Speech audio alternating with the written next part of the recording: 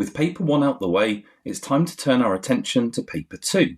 So today's video covers my top 4 tips for GCSE Maths paper 2 revision. Tip 1, my paper 2 revision checklist. Using the link in the description, go to my website and download my paper 2 revision checklist to identify the topics that you need to prioritise.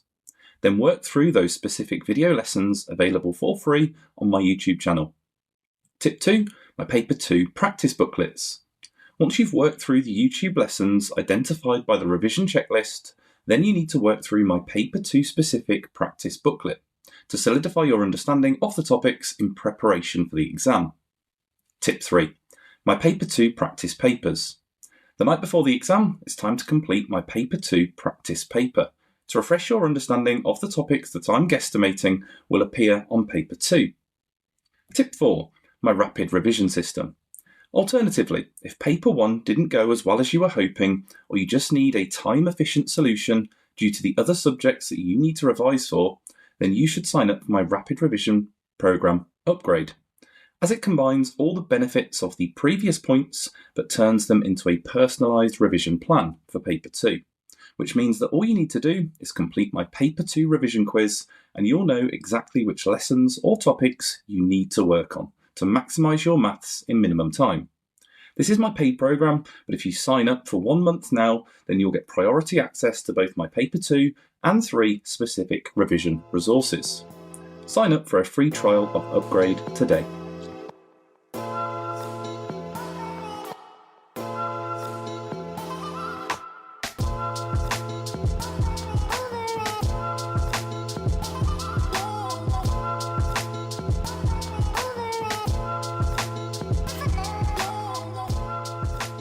Okay, so looking at our first question on using a calculator. Now with using a calculator, we just need to make sure it looks exactly the same. So here we've used our fraction button, we've then typed in the cube root, and we're using our blank power button, making sure we come out of the power here before pressing the tan button. We don't need to put that degree symbol in. So onto the bottom of the fraction, 9 to the power of a half. Once we've typed it in and we're happy it looks exactly the same as it does on the paper, we'll press equals. This question wants us to round to 3 significant figures, so we'll chop after the 1 here, so that'd be 0.482 as our final answer. So just making sure it looks identical to however it does on the page. When looking at the lowest common multiple, we can approach this question in one of 2 ways. We can either start by listing multiples of each number until we get that first matchup. So we could write 40, 80, 120, 160, 200.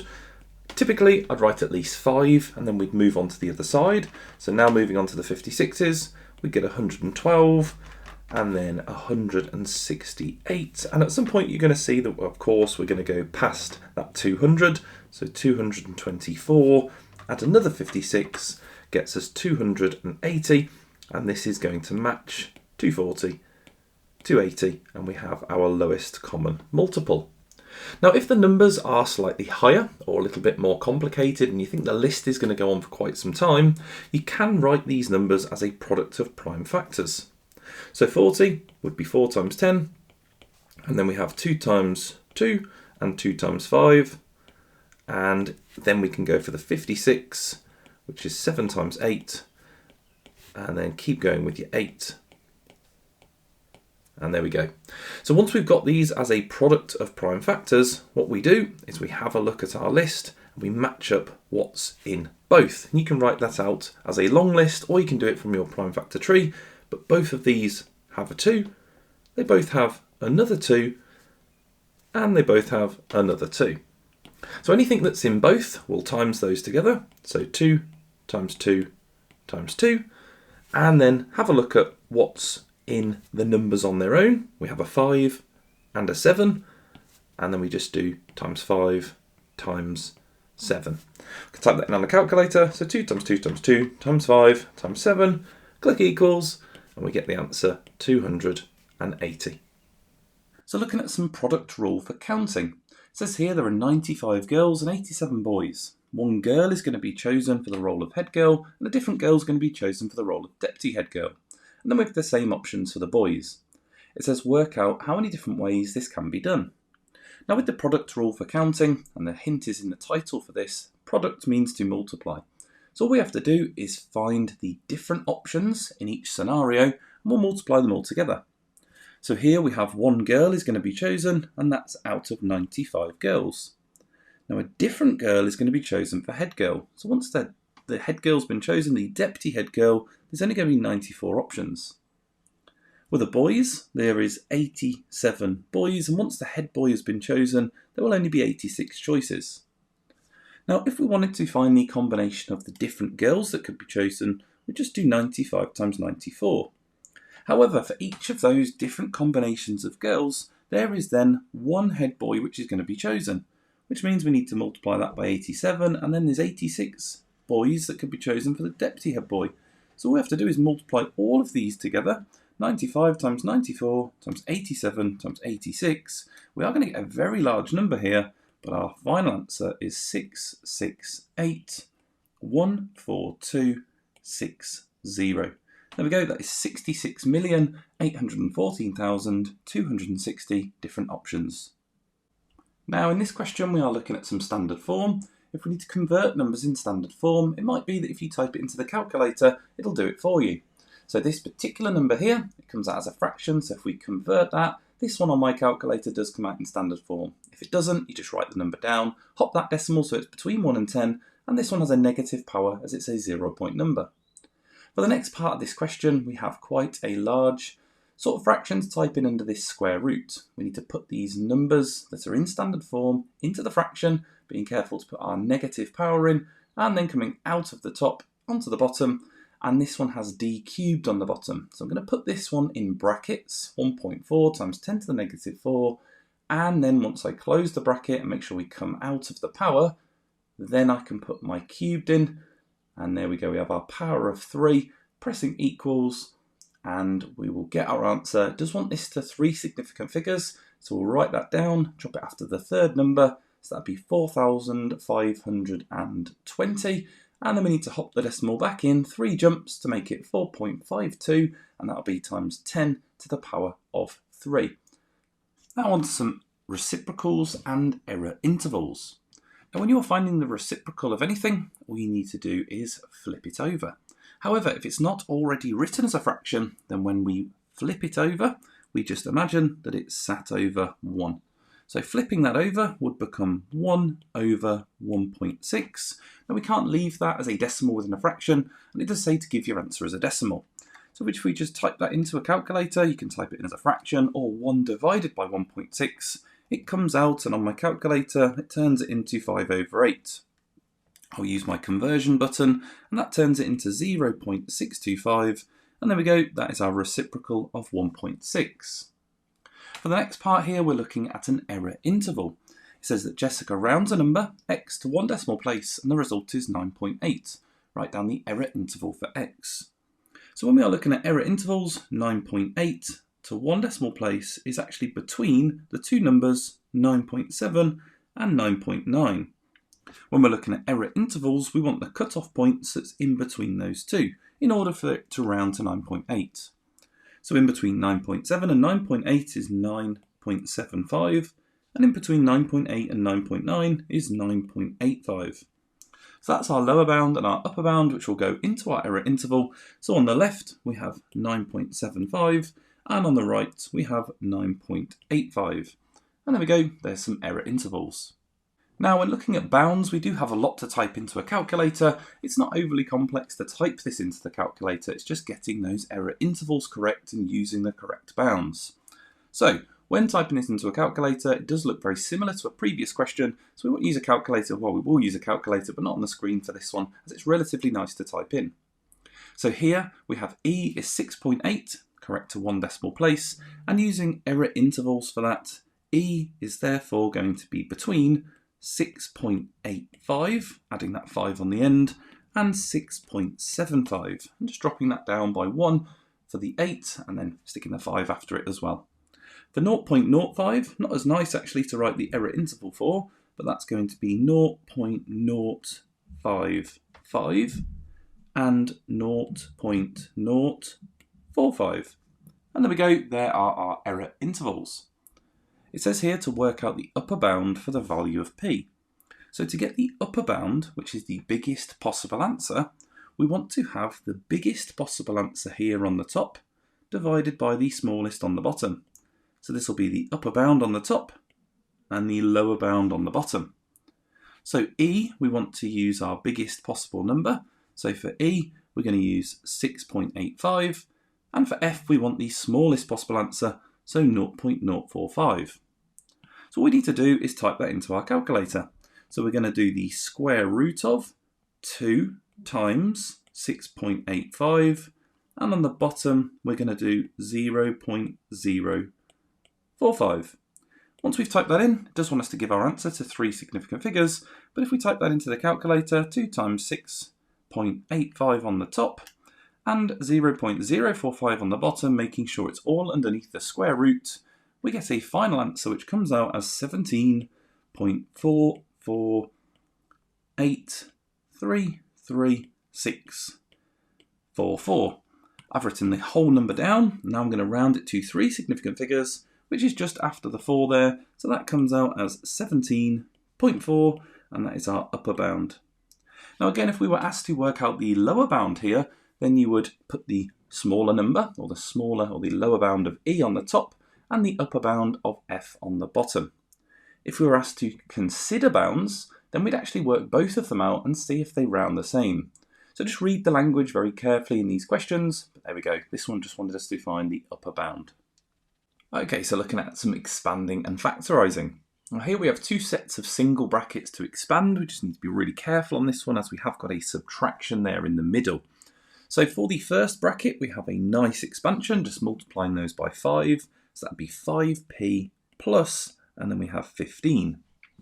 Now for the second bracket, there are 2 ways to approach this. We can either multiply everything in the bracket by 2, and then remember to subtract them, which just means we have to think a little bit more carefully, as there is a negative 2p there. And when we're subtracting a negative, it will turn into a positive. So you just need to be really careful. Now I prefer to just multiply by negative 2 straight away. Then I don't have to think about that process later on. So negative 2 times 1 is minus 2, and negative 2 times negative 2p would be positive 4p. And now we can collect those like terms together.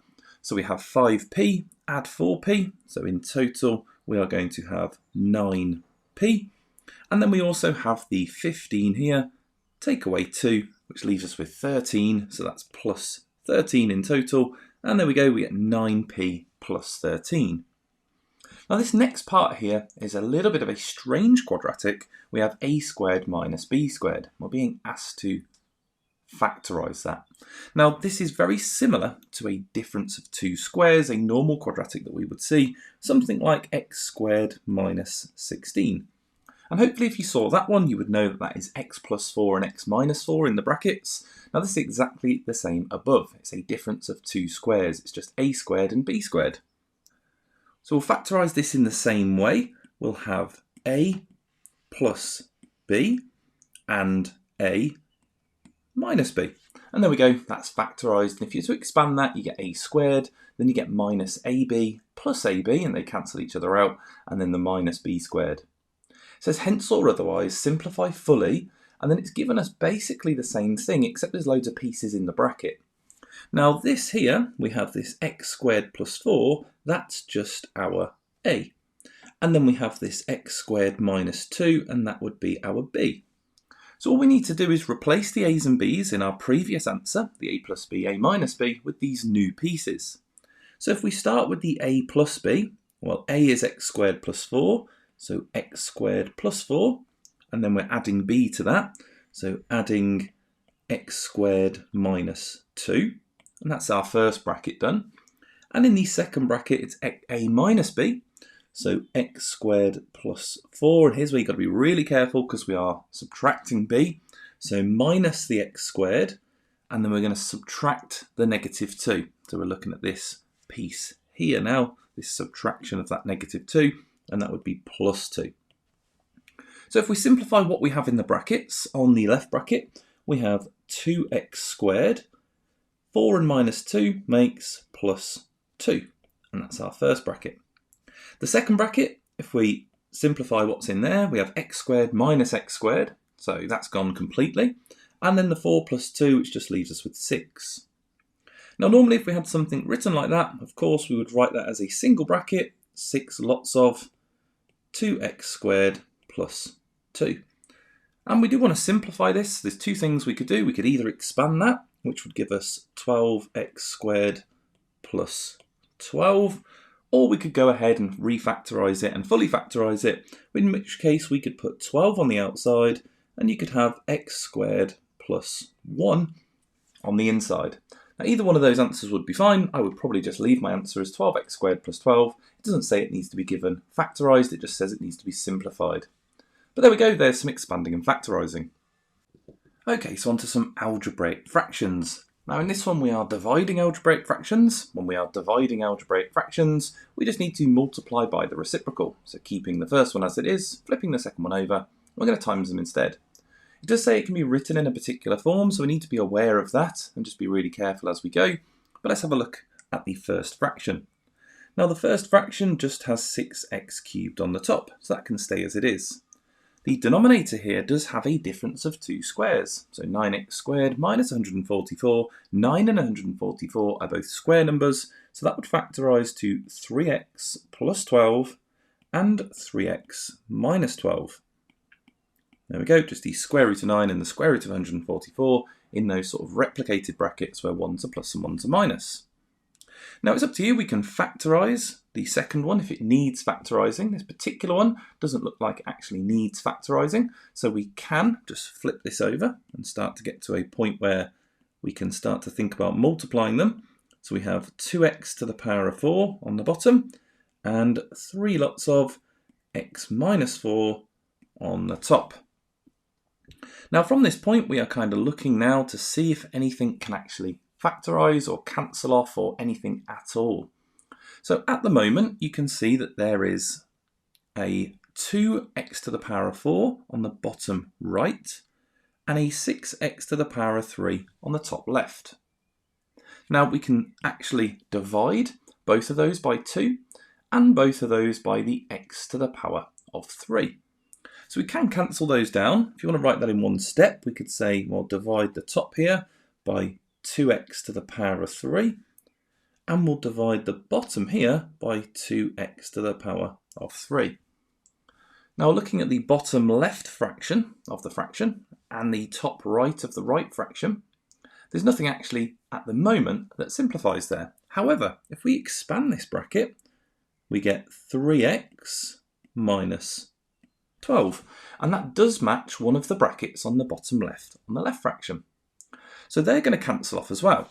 So actually we can divide by 3x minus 12. That's going to cancel off this numerator here. When we divide by 3x minus 12, as there's only 3x minus 12 there, that will just turn into 1. And this 3x minus 12 here will disappear.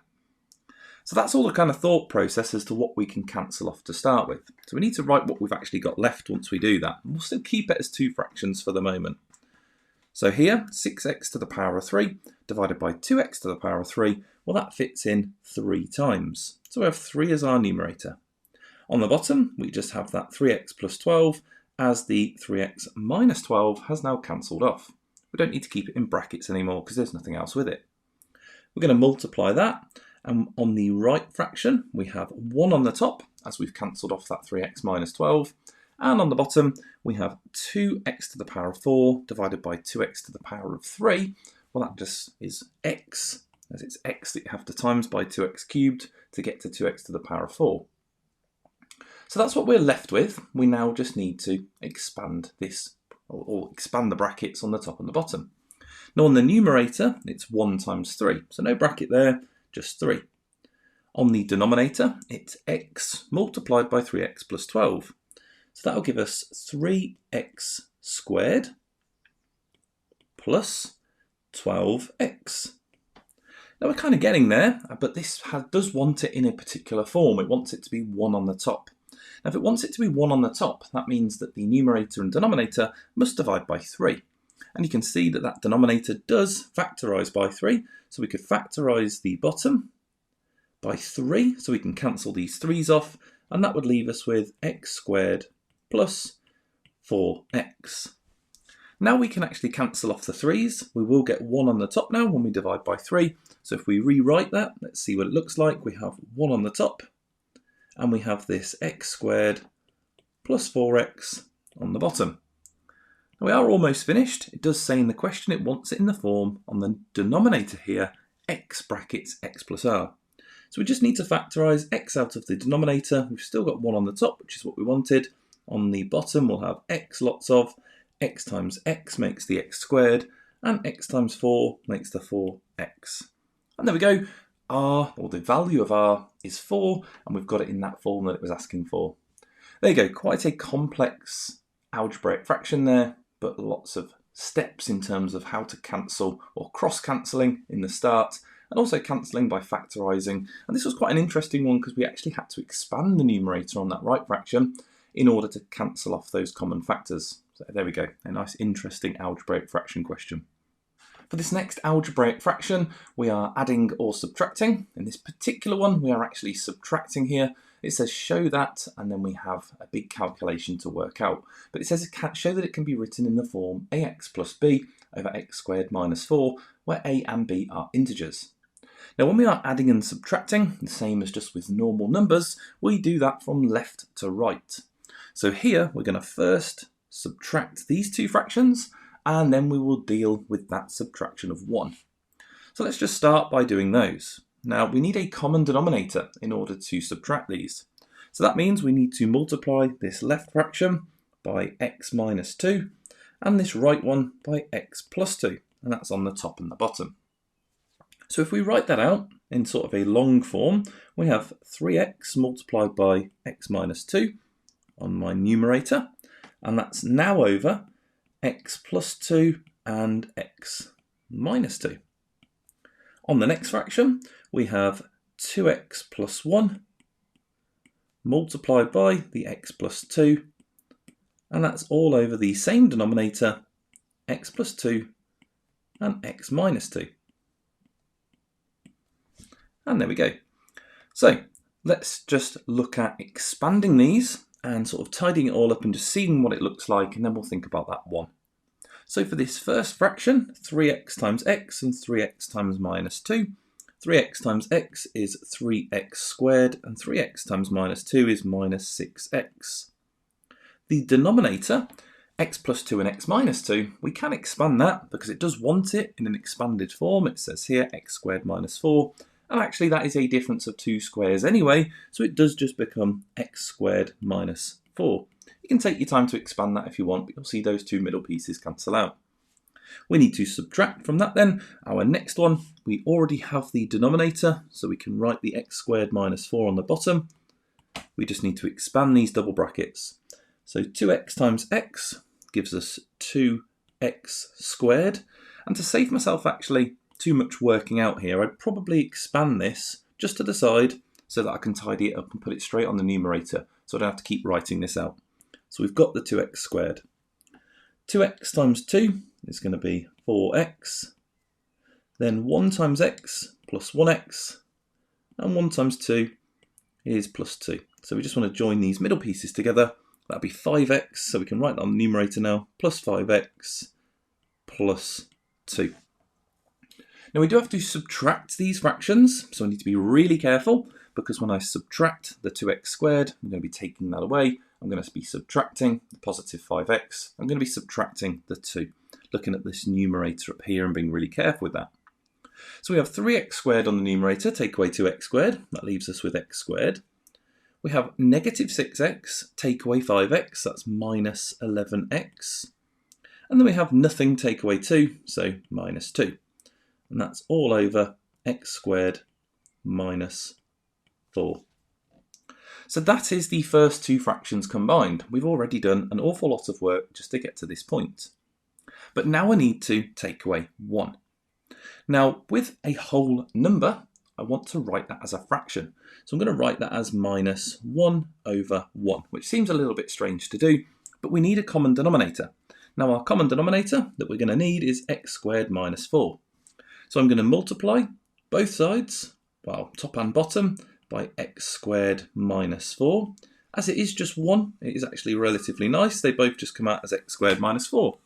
So if I write that out so I can deal with this subtraction, on the left we have x squared minus 11x minus 2 all over x squared minus 4, and the right fraction is going to be x squared minus 4 over x squared minus 4. And again, being really careful here because we do have that subtraction again. So when we subtract these, we are going to just need to be really, really careful with those positive and negative symbols. Let's just move this out of the way so we have some space. So what do we get? Well, x squared, take away the x squared. So just looking at these two to start with, they actually cancel out. So they're gone completely. So we have minus 11x, take away, and there's no x's there, so that'll be minus 11x. We have minus 2, take away minus 4. So when we take away negative 4, that's going to add 4. We're starting on negative 2. Again, you can use a calculator for this, but that's going to become plus 2. And then on the denominator, we have x squared minus 4. And there we go, we've joined it all up. Now, normally I would write that as 2 take away 11x on the numerator, but it wants it in the form ax plus b, so we'll leave it in that form there, minus 11x plus 2 all over x squared minus 4.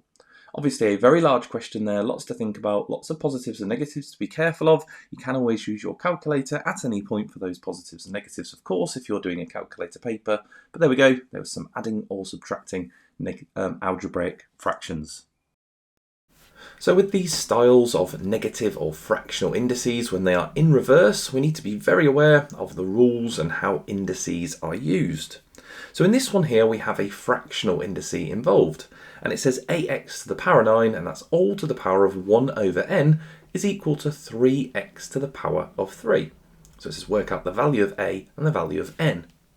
So in this case, with a fractional indice, we're going to need to have a look at which pieces we've been given and how we might get there. So we have been given that there is a power of 9 and it's turning into a power of 3. So we need to think about this 1 over n and how we're going to get from 9 to 3. Now powers in brackets multiply. So this power, 9 to the power 1 over n, would be multiplied. And that would give us 9 over n. And that's going to equal 3. So in this case, n must be equal to 3, as that's what you divide 9 by to get to 3. So we've got our first one, so we know that that is now to the power of 1 over 3. Now we need to think about the a. How are we going to get from a to 3? Now, a power of 1/3 does a cube root. So a to the power of 1/3 is going to be equal to 3. And that's almost a reverse root. So we're thinking what number cube rooted is going to equal 3? Well, to reverse that, if we write it as the cube root of a is equal to 3, well, we would have to cube both sides to get rid of that cube root. So a would be equal to 3 cubed, and 3 cubed is equal to 27. So a must be equal to 27. Now, if you're not 100% sure, of course, you've got to know these power rules very well, your laws of indices, but now we would have 27 x to the power of 9, all to the power of 1/3. Now, working forwards with this question, we would do the cube root of 27, which is 3. And the power of x we would times by 1/3. So x to the power of 9 times 1/3. And that would give us x to the power of 3. And that's exactly what was given to us in the question. So there we go. For this question, a was equal to 27 and n is equal to 3. So we've got some changing the subject here where we have roots and powers involved. It says here to make k the subject of the formula. Now, if everything is underneath a square root or a cube root, the first thing we need to do is to unlock what's underneath by getting rid of the root. The way to get rid of a square root is to square both sides. So the first step is relatively nice because if we square both sides, well, the left side would become m squared, and the right side here, we were just getting rid of that square root. So we're just going to write what's underneath it, k cubed plus 1 all over 4. We now have a fraction, which is stopping us from moving pieces on the numerator. So to get rid of the fraction, we're going to need to multiply by 4, as that obviously means dividing by 4 on the bottom. That's going to remove this divide by 4. And then on the left, we will have 4m squared now. And that's now equal to k cubed plus 1. Now at this point, you've got two options. We could cube root, however I do like to do the powers last there, as normally you do powers first when you're going forwards, but we are doing the inverse. But you just need to remember you'd have to cube root everything. So instead of doing that and forgetting to cube root things, I'm going to subtract this 1, and that will leave me with 4m squared minus 1 is equal to k cubed. We can now think about removing that cube by cube rooting both sides. If we cube root the left now, we get the cube root of 4m squared minus 1, and that is now equal to k. And you can write that the other way around if you want. You can write k is equal to, and it might say k equals on your dotted line, k equals the cube root of 4m squared minus 1. And on to some changing the subject with factorising. So it doesn't tell us in the question we're going to need to factorise, but the big hint that we've got a more difficult version here is the fact that there is an a in two places, and that's what it wants us to make the subject. So we have an a here and an a there. So it's not sufficient just to minus the 3 and then have it as a equals because there's another a on the other side of the equal sign. So we need to get all the a's on the same side. To do that, we're going to need to unlock the right-hand side by multiplying by r. So the first thing I'm going to do is multiply by r, and that's going to give us AR plus 3r on the left-hand side. We'll then just have this 2a plus 7 on the right. Now we want the a's on the same side of this equal sign, so it's up to you. You can either move them to the left, or you can put all the a's on the right.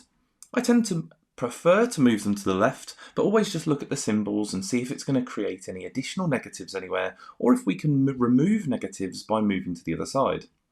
Now in this case, we have plus symbols on both sides, so it doesn't really matter, so I'm going to minus 2a to the other side.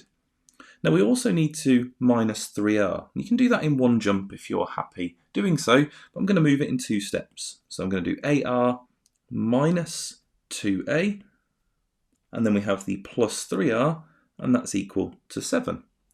Now I'm going to minus this 3r, so we have the a's on their own, and that's going to make it AR minus 2a is equal to 7 minus 3r. And of course this would look slightly different if we move the a's to the right. Now at this point we can factorise the left. We can factorise the a out of the bracket, which will leave us with r minus 2 inside the bracket, and then we have that is equal to 7 minus 3r.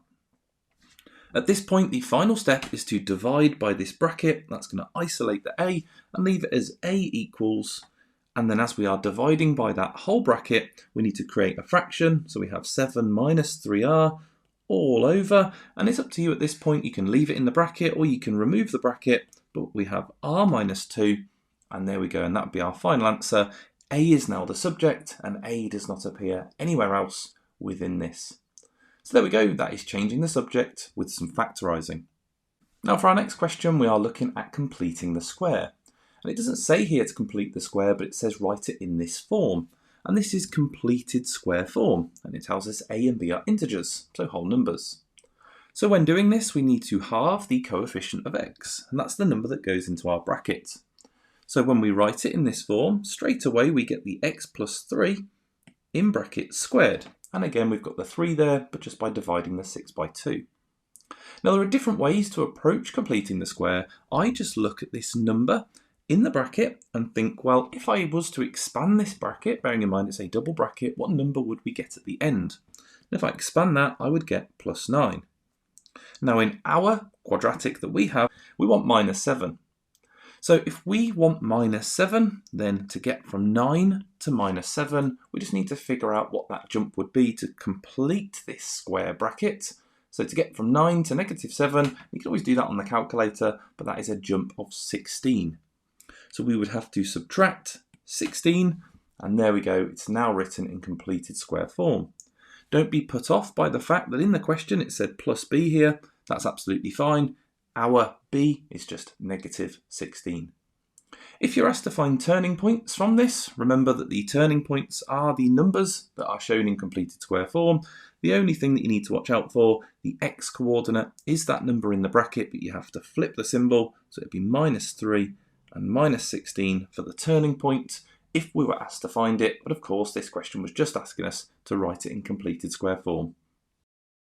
Okay, so with harder completing the square, we tend to have these coefficients of x squared greater than 1.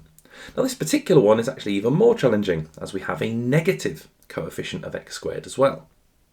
Now typically when they are written as a negative, that x squared part will be at the end of the quadratic. Now I like to personally rearrange it so it's back into the order that we used to seeing a quadratic in. So I'm just going to rearrange these so that the x is in the middle and that +9 is at the end. Now when we are factorising a harder quadratic, we have to factorise out the coefficient of x squared when we are completing the square. So here we would take -3 out of the quadratic, which means everything's going to divide by -3. So we would get positive x squared. 18 divided by 3 would give us -6x. And 9 divided by -3 will give us -3. So you can see there that the symbols have also changed in front of each piece. From here we can complete the square by halving the coefficients in front of x. So we get x -3 squared. Now when that's expanded, it would give us +9. Now we want -3, so we would have to subtract 12. Now we've completed the square for what's inside the bracket, we have to reintroduce this -3. So everything is going to get multiplied by -3. Now rather than writing another curved bracket, I'm going to put this outside of a squared bracket, just so we can differentiate between those different types of brackets. What I now do is just times everything by -3. Now the nice thing is, the bracket at the start, the -3 can just go in front of that. So it's -3 lots of this x -3 squared. The -12 at the end, being a number, is going to get multiplied by -3, which would give us +36. So we now have it in completed square form. We just need to be able to read the turning point. So the x coordinate, as always, is just the flipped version of what's in the bracket, so +3. And the y coordinate, as always, is just this number at the end, +36. So there we go, that is completing the square where we have these harder coefficients of x squared, and this one even had the negative in, making it that little bit harder again. Okay, so for a simultaneous equation, there are lots of different ways that you can approach this. The way that I approach it is I make the coefficients of y the same number. Not necessarily the same symbol, but just the same number. So here I'm going to look for the lowest common multiple of 6 and 4.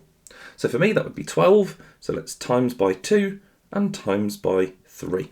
We'll then have a +12 and a -12. So timesing the top by 2, we get 4x plus 12y is equal to 10.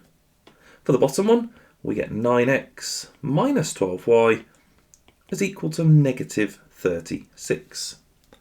Now the way that I approach these is if these have the same signs, I subtract the equations, otherwise we add them together.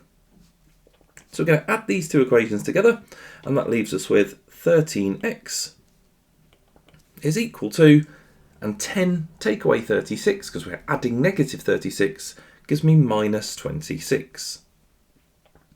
Now that's good, because 13 does go into 26, don't forget it's negative there, so x is equal to -2. And of course you can get decimals in this part of the equation too, and if you have a calculator, of course you can just type that in and get your nice decimal solution. Now we have the value of x, we need to substitute it into one of the equations to find the value of y. Typically, I'll always pick the one that has a plus symbol in, so I'll go for this top one. So we have 2 times -2, which is -4. So our equation is -4 plus 6y is equal to 5. To solve this, we can add 4 to both sides, getting rid of that -4, and that gives us 6y is equal to 9. And now we can divide by 6, and that gives us y is equal to, and I could either write that as 9 over 6, or if I'm not sure, I can just type it into my calculator, and 9 divided by 6 is 1.5. So y is equal to 1.5. So there we go, we get two solutions, one for x and one for y, and that's our simultaneous equation solved. Okay, so looking at solving quadratics using the quadratic formula. Now when you're on a calculator paper, even if a quadratic does factorise, it doesn't mean that we can't use the quadratic formula. So here the first thing we want to do is we want to label the values of a, b and c. So a is 6, b is 5 and c is negative 6. We can write down the quadratic formula and start typing it into our calculator. So I tend to start by starting with the plus symbol, doesn't actually matter, but we'll start with the plus symbol here and putting that b value in brackets. So we have 5 squared here. We're going to take away 4 lots of a, which is 6, and c, which is negative 6. And then on the bottom we have 2 times a, so 2 times 6 on the bottom. We can press equals and we'll get our first solution here. We can write that down as a fraction, or we can convert it into a decimal. Just be careful, this one is recurring. And then we can start looking at the negative version. So we want to go back into our calculator rather than typing it all in again, and just go all the way back to that plus symbol. We're going to delete the plus symbol, put in that subtraction, and then press equals again. We get our second solution there, which is negative 3 over 2. Or of course, you can write that as a decimal. And there we go, that's the quadratic formula. Okay, so in this question we have a quadratic simultaneous equation. We do have quite an extensive one in this particular question. So we're going to use the substitution method, but you can see our second equation there, we have a 3x and a 4y. So we want to rearrange that formula so it's either x equals or y equals, which does mean we're going to have fractions involved in this one. Now it's better here, I think personally, to make it x equals, and that's purely because we have a 1x squared here, and that's just going to avoid multiplying it by 4 as well once we've sort of squared it and subbed it in, but it doesn't actually matter either way. Now I'm just going to opt for making it x equals. So I'm going to rearrange this formula to start with so that we have our x equals formula. So to do that I need to minus the 4y, so we have 3x will be equal to 7 minus 4y, and then divide by 3, we get x is equal to 7 minus 4y, all divided by 3. I can now substitute that into that first equation. However, it is x squared, so we need to work out what that is squared. So x squared is first going to be equal to 7 minus 4y all over 3 squared. Now that means we're going to have a double bracket on the numerator. The denominator is nice and easy, 3 times 3 is 9, but I do have a double bracket I need to expand. So I need to get that out of the way first, just to avoid huge amounts of working out written over and over again. So if we expand this double bracket, we have 7 times 7, which is 49, 7 times negative 4y, which is minus 28y, we get minus 28y again, and then plus 16y squared. Now if I just reorder that and write it into a normal quadratic format, we have 16y squared minus 56y plus 49. And there we go, there's our numerator. Now on the bottom, 3 times 3 is 9, but we can put that now all into this first equation. So we have 16y squared minus 56y plus 49 all over 9, and then we have minus 4y squared is equal to 9. Now in order to get this equal to 0 and into a format that we are used to, we do need to get rid of this fraction, so I need to times by 9, which will get rid of this divide by 9. I just need to remember as well, this is also multiplied by 9, and so is this number at the end. So I need to multiply everything by 9 essentially. Now when we do that, we have 16y squared minus 56y plus 49. The fraction is now gone. And we have minus 36y squared in place of that 4y squared. And 9 times 9 is equal to 81. Now I want this to equal 0. It now does only have y's in it. I can definitely solve it. I need to minus 81 and I need to combine these y squareds. 16y squared take away 36y squared would give me minus 20y squared. So I've got minus 56y, and then I need to do 49 take away 81. Of course we can just do this on the calculator. That gives me minus 32, and that's now equal to 0, and it can be solved. Now at this point, I can just write down the values of a, b and c and put it into the quadratic formula. However, I can see that these numbers divide by 4, so just to make the numbers a little bit nicer, I'm going to divide them all by 4, and that gives me minus 5y squared minus 14y. Again, you can just type this in on the calculator, and then minus 8 is equal to 0. I do just have some slightly nicer values of a, b and c now to use in the quadratic formula. So a is equal to negative 5, b is equal to negative 14, and c is equal to negative 8. I need to remember my quadratic formula, but now I just need to put the values in the correct place and just being careful as we type them in. And obviously we just looked at the quadratic formula, so we won't pop the calculator up for this one. We have minus b is negative, so that'd be 14, plus and minus the square root of, we've got negative 14, so making sure that's in a bracket, squared, minus 4 times negative 5 times negative 8. There we go, we'll have to extend our square root there. And that's all over 2a. A is negative 5, so 2 times negative 5. Now I need to type that in once using the plus symbol, and if we type that in for the positive, and I just like to label that the fact that I've used the plus sign.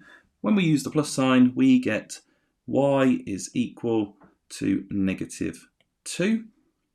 And when I use the negative symbol, so go back into the calculator, delete the plus, put in a minus, we get y is equal to negative either 4/5 or 0.8. I'm going to leave it as a decimal, so y is equal to negative 0.8.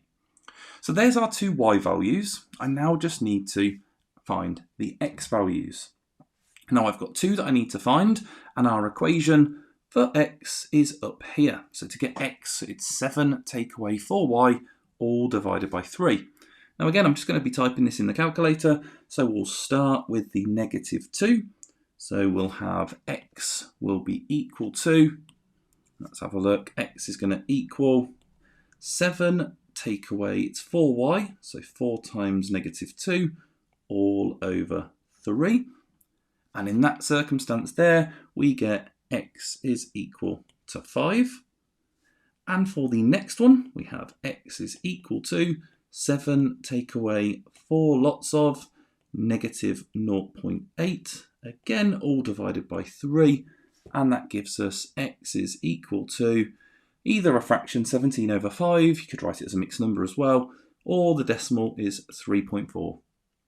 So there we go, we have lots of numbers that we need to write down as our solutions. We have y is equal to negative 2, and in that scenario, x was equal to 5. And we also have y is equal to negative 0.8, and in that scenario, x was equal to 3.4. So a very complex quadratic simultaneous equation. Even just looking at all that writing, there is a huge amount there, so it's really important to keep this incredibly neat and tidy and ordered when you are doing this on the page. But there you go, there is a pretty tricky quadratic simultaneous equation. So with identifying types of graphs, there isn't really an approach that you can use to work this out, so to say, but you need to just recognise what these types of graphs actually look like. So question or graph A here, that is an x squared graph. You have a positive and a negative variation of your x squared graph. This one, it makes this U shape. A negative x squared is upside down. It makes this almost N shape. So recognising those is your starting point. You then have to look at your cubic graphs. So cubic graphs are these ones here, where we have this almost wiggle in the graph, and there's another one just there. So both of these are cubic graphs. Now the x cubed graph on its own only has one root. It passes through 0. So this one down here is the x cubed graph. The one in graph B just has some additional things along with the x cubed. But it still starts with x cubed. However, this one that we're given here, y is equal to x cubed, is graph F. Moving on to some other graphs, graph E is a straight line graph. So this would be y equals, and then maybe something like x plus, and then let's just make up a number, something like x plus 3, if the y-intercept here was 3. Of course, you can have a graph that's sloping downwards as well, and that would have a negative x value in terms of its gradient. The only two that are left over are our reciprocal graphs. So we have graph C and graph D. Now the 1 over x is a reciprocal graph. Now when we have part of the curve in this positive quadrant of the graph, that's where it's a positive 1 over x. The other graph, which we have over here, which is also a reciprocal graph, it has it in the negative quadrants of the graph. So this is where we have a negative 1 over x, or something along those lines. So here, this graph here is graph D. Now, as well as those 6 graphs there, you also need to have a recognition for the trigonometric graphs too. But this one here is just looking at your standard quadratic, cubic, reciprocal, and of course, straight line graphs. Okay, so in this question, we are looking at a quadratic sequence. Now, when we have a quadratic sequence, there are different methods that you can use. I know some people learn a formula for this, but I use the logical approach. So over to here, we're going to have a look what the difference is between these terms. Now, in the first instance, it's 2, then it's 4, then it's 6, and then it's 8, which means that there is a second difference to this sequence. The first is 2, and then 2, and then 2. Now, a second difference of 2 is a unique property to the square numbers. If you actually draw out the square numbers, you'll see 1, 4, 9, 16, they have a second difference of 2. We first get 3, then 5, then 7, and then the second difference is 2. So all that finding a second difference of 2 tells us is that it's somehow related to the square numbers. Now, that sequence up there is called n squared, and n squared has a second difference of 2. So whatever you get as your second difference, to find what goes in front of n squared, because it can be 2 or 3n squared, you have to divide the second difference by 2, and that tells us that it's 1n squared. Now 1n squared is the sequence that we've just written out. 1, 4, 9, 16. I'm going to put another one because we have 5 numbers in our sequence, and all we want to do is see, okay, well we know it's related to n squared, but how is it different? How does it differ from the sequence we've been given in the question? Now I tend to write that down as the difference. You can write it down as whatever you like, but to get from 1 to 1, that's a difference of 0. To get from 4 to 3, that's a difference of minus 1. And it's got to be careful when I say difference here, because normally a difference is always a positive value, but here we're just looking how we get from the sequence back to our original. So from 9 to 7, we take away 2, from 16 to 13, we take away 3, and from 25 to 21, we take away 4. Now ideally, we want this difference to be a fixed number. If they were all minus 1 or all minus 2, we could finish this nth term off and just say n squared minus 1 or n squared minus 2. Unfortunately, we have got the hardest version here, and that's where we now need to find the nth term of this sequence here. Now, one thing we can do is we know the nth term is starting with n squared, so we can sort of put that in terms of our final answer. But now we need to find the nth term of this sequence. So at this point, it's almost like forgetting about the entire question. Just imagine we had a question that just said, here's a sequence, find the nth term of that sequence. Well, in that scenario, we would again find the difference. In this case, it's minus 1, which means it's minus 1n. And then we find the difference from the negative 1 times table to this sequence here, and that is adding 2. You can go backwards from the 0 as well, if you would prefer. But here, if we do go backwards, or if we think about this, from negative 1 to 0 is adding 1, from negative 2 to 1 is adding 1. So this is plus 1 on the end of our minus 1 times table. So the sequence that we have there is just 1 bigger than the negative 1 times table. That's all that that part means. So this particular sequence is minus 1n plus 1, which of course you can just write as minus n plus 1, or you can leave the 1 in, it's up to you. So it's minus n plus 1, which is being sort of added on or subtracted from this sequence, whichever way you look at it. So there we go, n squared minus n plus 1 is our nth term for this quadratic sequence. Now our next question is looking at a graph transformation. So here it says the turning point on the graph of y equals g of x has coordinates negative 2, 7. Write down the coordinates of the turning point on the graph of y equals g of x minus 5. Now, if there is something within the bracket, like a +5 or a -5, it affects the x-coordinate. But when it's in the bracket, just like kind of like when we're solving quadratics, it does the opposite. So we know when you solve a quadratic and you flip the symbol, it's kind of a similar sort of idea to that, in the sense that it does the opposite of what we expect. So instead of taking away 5 from the x-coordinate, actually what this does is it adds 5 to the x-coordinate. So here the x-coordinate is -2, so -2, add 5, gives us 3. So our new x-coordinate would be 3, the y-coordinate remains unchanged, so that would be 7. So there we go, just adding 5 to the x-coordinate. The next part says the graph of y of f of x is shown on the grid, and we can see the graph on the grid to the right. On the grid, sketch the graph of y equals -x, f of -x, plus 4. Now, although we just spoke about how something in the bracket does the opposite, when it's a negative symbol like this, that's just asking us to change the sign on the x-coordinate. So you can't do the opposite of that. The opposite of that would be doing nothing. So here, it does change the sign in front of the x-coordinates. It also then wants us to add 4. Now, there's a couple of different ways you can do this. You can think of these as transformations. So a minus in the x there, which changes the values of the x-coordinates, actually does a reflection in the y-axis.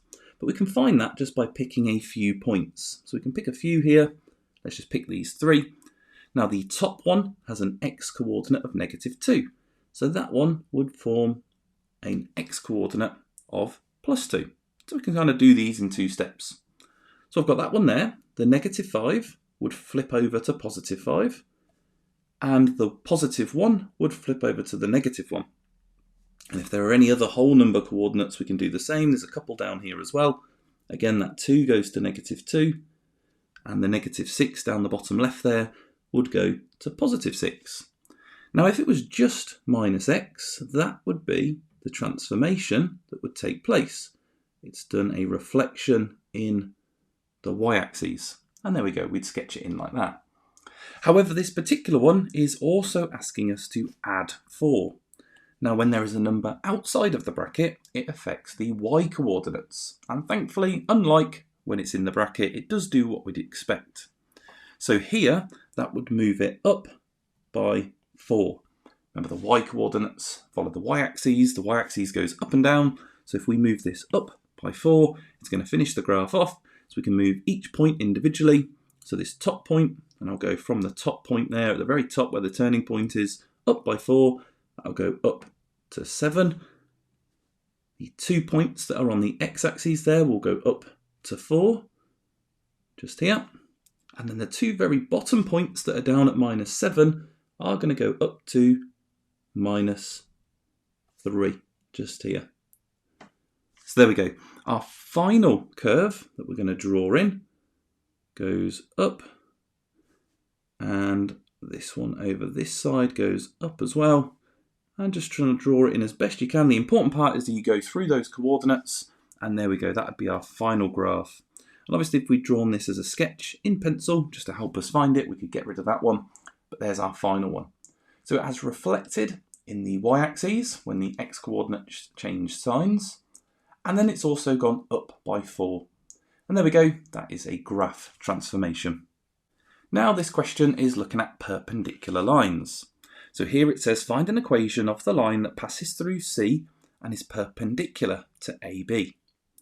So if we kind of imagine a line which is perpendicular to AB, doesn't necessarily go through the middle of that line of course, but it might be something like this.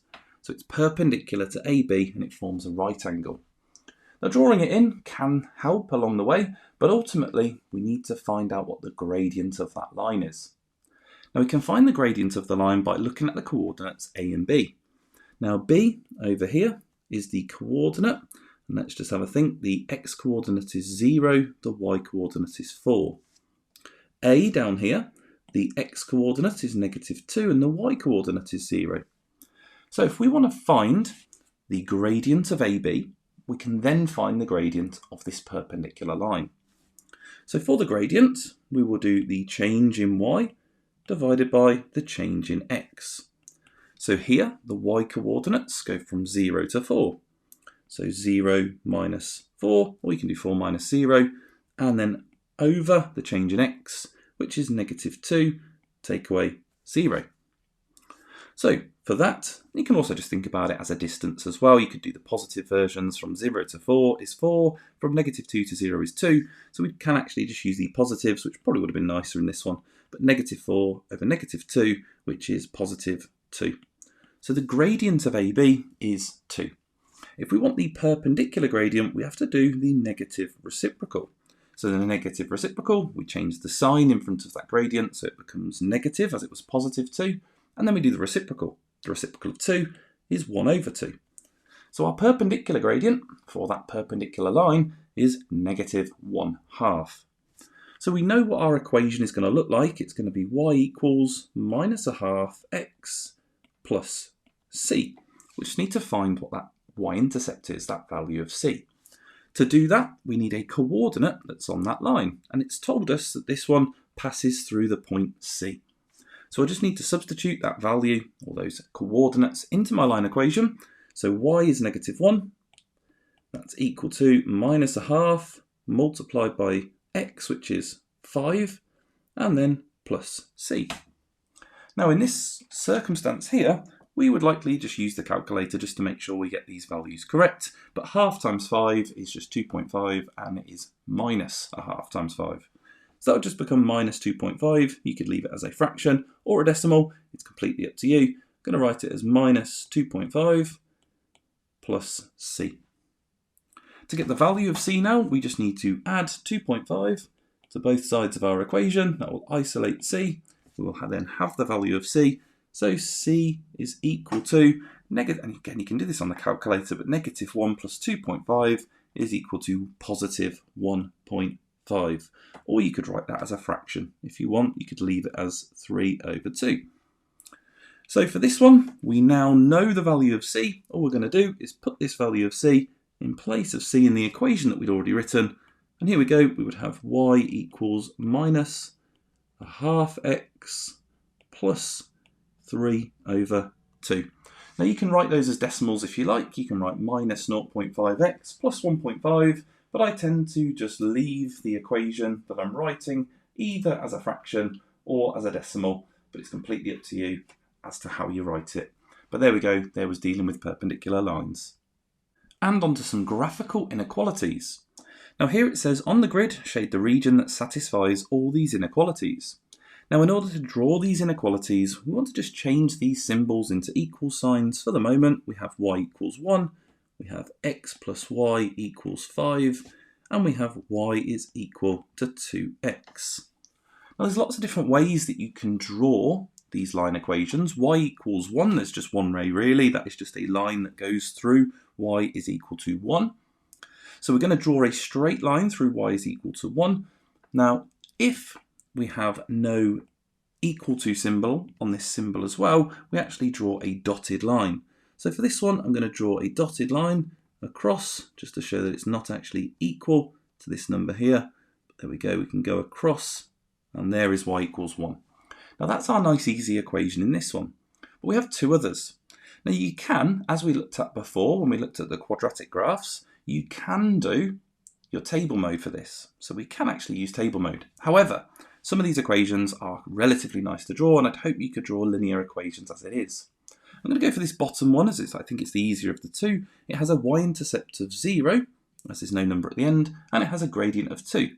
So all I have to do is go 1 across, 2 up, 1 across, 2 up, and just follow that pattern. And that's going to draw that line for me. I just need to connect that together, again using my sort of dotted or dashed lines for that one, and of course using a ruler and a pencil. So there we go, there is my second line drawn. I just have one more to draw. Now this final line in the middle, x plus y is equal to 5, is actually a really nice line to draw because it just connects 5 and 5 on the x and y axes. However, if you wanted to use something like table mode, you could rearrange it so it's y equals, and you could actually write that as, and we'd have to minus x to the other side, y equals 5 minus x. That's completely up to you if you'd prefer to do it that way. But there we go, we've got the 2 points that they have to connect, so all we need to do is join those up using, again, a pencil and a ruler. And there we go.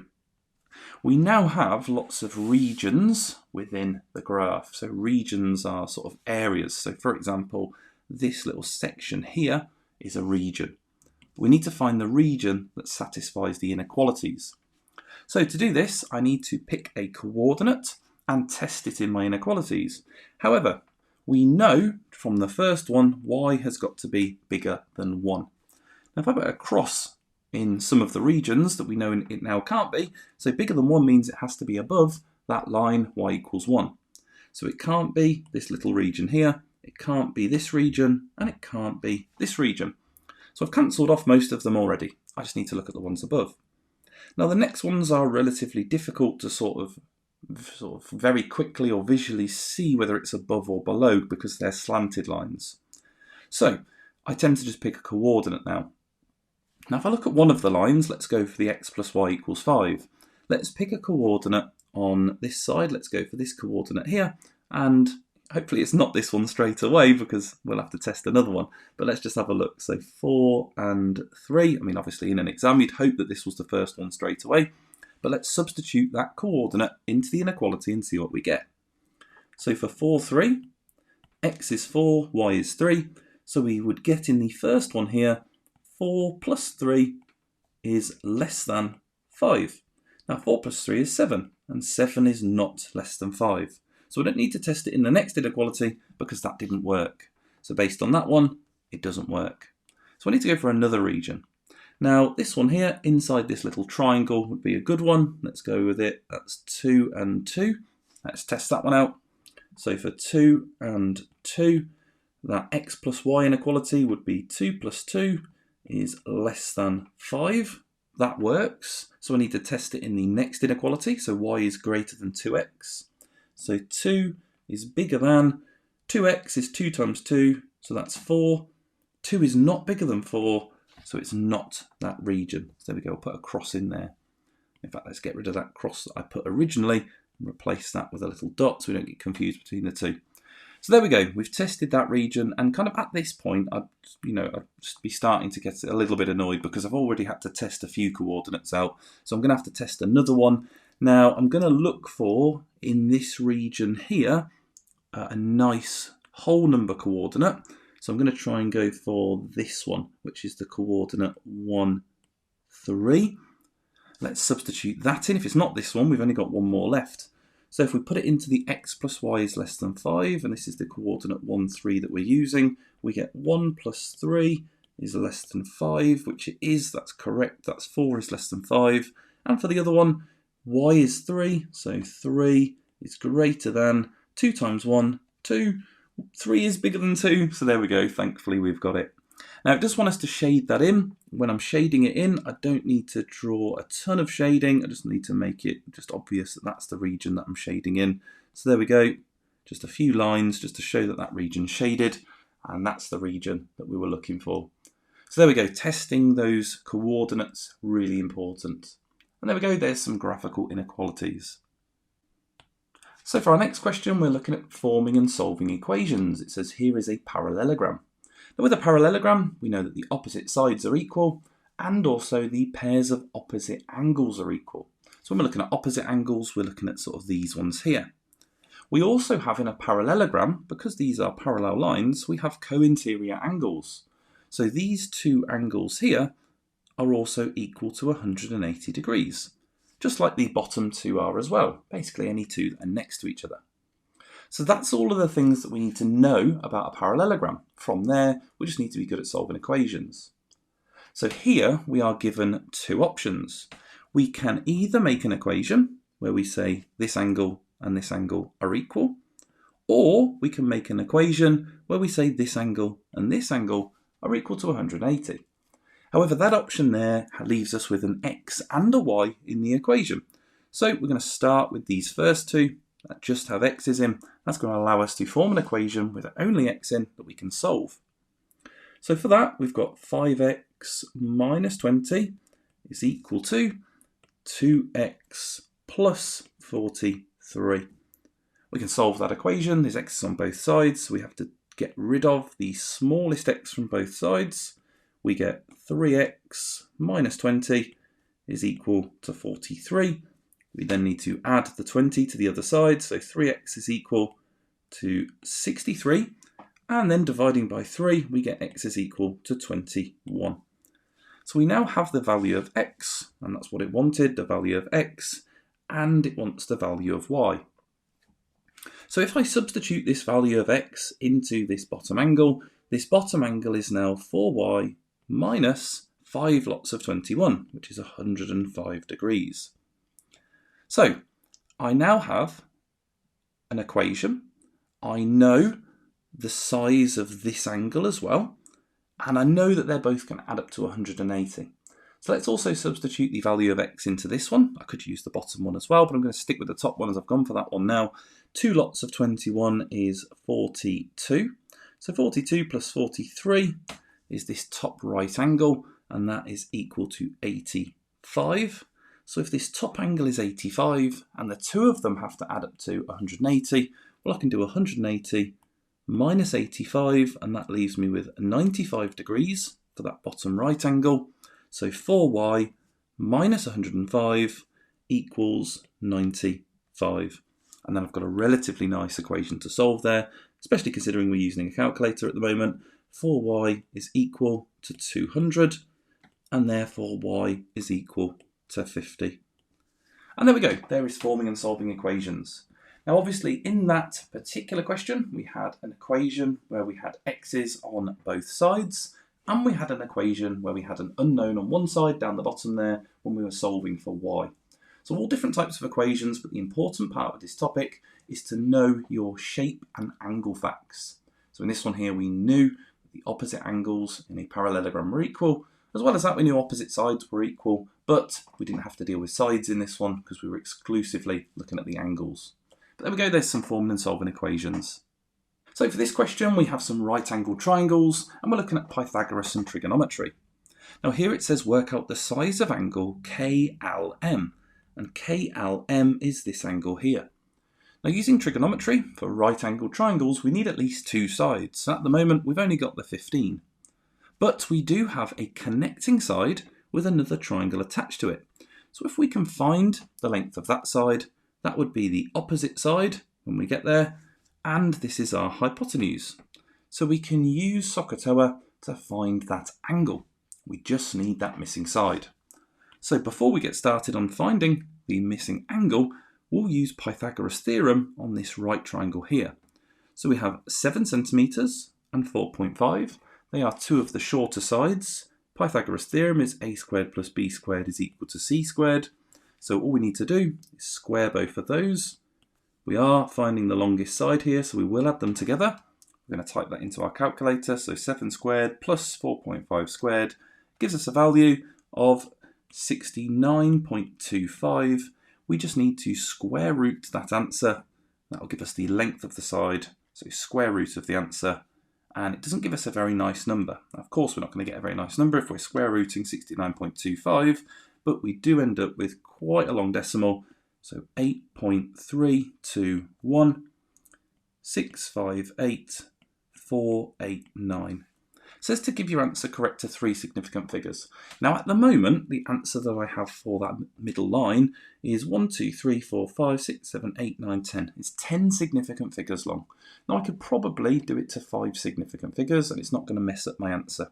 However, I'm just going to leave that number in my calculator, and then when I come to use it in a second, I'll use my answer button just to put that number into my next working out.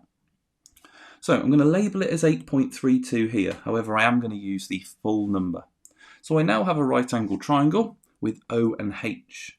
So you need to know your 3 formulas, whether you use the ratios or whether you use formula triangles. I'm going to write it as formula triangles here. O and H is in our sine formula, so we will be using sine when looking for an angle. I cover up the S and it's O divided by H. Now when finding an angle, we do have to press shift sign first, which brings up our sin minus 1, and we're just going to put our fraction in, which is O, which is the 8.32 over 15. Now if you are typing that number back in and not using the answer button, do type the full answer back in. I'm just going to press shift sign, use my fraction button, and then do the answer over 15. And when I press equals, I get 33.69537249. I didn't really need to write the whole number down there because it does only want it to 3 significant figures. So 1, 2, 3, dropping it after the 6, we get 33 point, so 9 after the 6, so 33.7. We are looking at an angle here, so that is degrees. So there we go, our final answer for that one is 33.7 degrees, and that was using Pythagoras and trigonometry. Okay, so looking at some further trigonometry, this is one of those types of questions that just involves everything. It says ABC is a triangle, D is a point on AB, work out the area of triangle BCD. Give your answer to 3 significant figures, but we'll deal with that right at the end. So triangle BCD is this triangle here. And let's just think about what we need in order to get the area of that triangle. Well, we've got an angle of 25. If we were to use that angle, and the formula for the area, we're going to be using the area is equal to half AB sine C. So if that angle is our C, we need the A and the B, meaning that we need this length here, let's call it X, and we would need this length here, let's call it Y. Now at the moment, of course, we have neither of those. So we need to have a look at the other triangle and think about how we could possibly get one of those lengths. Now, if we look at this triangle on the left, we have got enough information to find this side opposite the angle. We can use the cosine rule for that. So the cosine rule for a side length is a squared is equal to b squared plus c squared minus 2bc cos a. Now you can rearrange the letters in that formula, but I tend to just use one version of the formula, and I'll call the angle that I'm going to use my large A. Now as it so happens, it's got an A next to it anyway, but that is going to be my big A, and then the X that we're looking for there is going to be my little a. The other two sides are going to be B and C, so there we go, we can just plug these numbers in, and we'll find one of those first 2 lengths that we need. So if we put those into our formula, and it's completely up to you here, what I like to do is I like to figure out A by doing the square root of everything, and then putting everything in my formula all in one go. Completely up to you, but if you are answering these type of questions, I'd imagine you're quite happy to do that step there. So we would have 4.9 squared, and a kind of, you know, especially if you're sort of following along with me, sort of typing it in as you go, just to make sure that you're happy to type it into your calculator. Although it's not the hardest to type in, particularly after some of the other types of calculator use we've done. The next one would be 3.8 squared. So again, 3.8 squared, and then take away 2 times 4.9 times 3.8 cos 80, and it will open up a bracket, and that angle there goes in your bracket. So typing that into the calculator, we are going to get, I would imagine, quite a large number, and that's absolutely fine. It does say 3 significant figures, but we will write this out in full to start with. So 5.655381673. And there we go, that is that length X. Now for the moment, I'm just going to write 5 point, and let's just write 655. That's going just beyond the 3 significant figures there, writing 4. Just so it's labelled on the diagram. So now we need to figure out how on earth we're going to find side Y, because we still don't have enough information on that triangle on the right. Now we can use either the sine rule or the cosine rule, of course, to find missing side lengths. However, if we look at the easiest route to get there, we now have one other side length. Now ideally, we would like either the angle opposite that, so that we could then use the sine rule. We could pair this up, and if we know that angle, we'll know this angle here, and then we can do pairs of opposites. So it doesn't really matter which angle we find, but we'll be able to use the sine rule if we can get one of those angles. So that's kind of our next problem now. How do we get one of those angles? Well, looking at the triangle on the left again, is there a way we could get maybe this angle here, next to the other one within the triangle, next to that letter D, or maybe that top angle? Now we can definitely get that angle there, or the top angle, because we can use the sine rule on this triangle. On this triangle here, we also have pairs of opposites. So if we get rid of some of this working out, we'll swap to a different colour, we have this pair of opposites. The 80 is opposite the 5.655 we've just worked out, and the 4.9 is opposite this angle here. So if we use the sine rule to figure out that angle, we can do angles on a straight line to figure out on the other side, and then we'll be able to use the sine rule in our finishing triangle to find the length of y. And then of course we've still got to get the area of that triangle, so we have a lot to do. This is a huge question. So let's use the sine rule on this triangle on the left. So the sine rule is A over sine A is equal to B over sine B. And you can write equal to C over sine C as well. We only ever use two, so I just tend to label them A and B. Now, as it just so happens, we have actually labelled the A and B already from the previous working, and that works nicely for this one. So we can actually just stick with that labelling. If the letters were different, we would want to swap them around and sort of relabel it. But as it so happens, this works out quite nicely. So A is our 5.655 number, 5.655 over, and opposite that, our big A is 80, so over sine 80, and that's equal to, B is 4.9, so 4.9 over, and then we don't know the angle. So in this scenario here, where we are looking for an angle, we actually would normally flip the sine rule over, so make sure we have it set up for finding an angle. But we can just flip them over at this point. It doesn't matter, you can either put it all in the first place, or you can flip it over at a later stage. So I'm going to flip it over now. So we have sine 80 over 5.655 is equal to sine x over, and let's just go with the 4.9. There we go, I've labelled that x. I should probably get rid of the x now because I don't want us to get confused with the side length. Now we're trying to find this angle, so we'll call that x. Now we can rearrange this. To get sine x on its own, we need to multiply both sides by 4.9. And if we multiply both sides by 4.9, we'll have something we can type in our calculator and we will get that angle.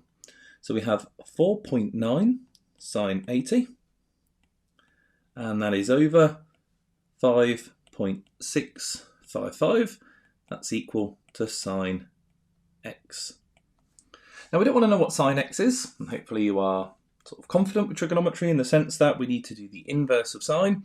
You can type it all in one go, or you can type in 4.9 sine 80 over 5.655 and then do the inverse sine of your answer. That's how I'm going to do it. So I'm going to type in 4.9 sine of 80, and on the bottom 5.655. And when I type this in, I'm going to type in a few more of the decimals as well, just to make sure it's as accurate as it can be.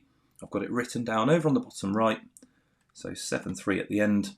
We'll type that in, and we do get a decimal. It's 0.85 and a few more decimals there. So I want to do the inverse of my answer. I could write it in there if you want. I'm confident I've got the correct answer written in there though. I'm going to do sine minus 1 of my answer, and I do get 58.5689, a few more. I'm not going to round it, I'm just going to keep it as 58.5689. I'm just going to leave it there. It is a 4 afterwards, so technically I am rounding it, but that's going to be enough decimal places there, or significant figures as well. We've got it to 6 significant figures. It wants that answer to 3.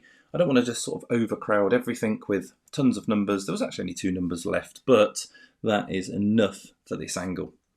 So I'm going to label that up here. That's 58.5689. You can already start to see, even with a whole page, you would start to get, this is going to start to get a little bit messy. So let's now move into this triangle. We've used the sine rule. We can move on to the angle next to it. So 180, take away my answer. And next to that now, this is 121.43. I'm going to round it to 2 decimal places now, or 5 significant figures, because it is starting to get to a point where there's just numbers everywhere. Now I can do the sine rule again. So if you're already happy with the sine rule, we're now doing the sine rule for lengths. I want to find this length here, which is opposite this 121. I can find the angle in the bottom right because it's angles in a triangle. So I'm going to do 121.43 plus 25, and then take that away from 180. So that leaves me over here with 33.8 and then it's 5, 6, 8, 9. Again, I've used the full number every time, so I get 5, 6, 8, 9, 4, 9. So at this stage, I'm just going to write the full number in so I don't get any rounding errors. And there we go, that angle there is opposite this 5.655. So I'm going to use the sine rule again. I'm going to do that over on the left, so it's quite a distance away from the shape now. I'm going to keep that top right space there for the final step. So using the sine rule, and again we need to label this up. So this time I'm going to call my y A and my angle big A, and then this 5.655 will become my B, and this will become my big B. And again, just using A over sine A. So we have y over sine of 121.43, and that is equal to the 5.655 over sine of 33.568, or it just round up for my bracket here, so 569. I need to rearrange this, so y is equal to, and then I'm going to have the sine 121 up on the top, so 5.655 sine 121.43 all over sine of 33.569. I can just type that all in one go. That is going to give me my answer. There's a lot to type in. So 5.655 sine 121.43, and on the bottom we have sine of 33.569. If I press equals now, I have got an answer for that side length, which I have called y. Y is equal to 8.726587.523. And again, I have used some rounded figures there, so this might be ever so slightly different if you've been using different rounding to me.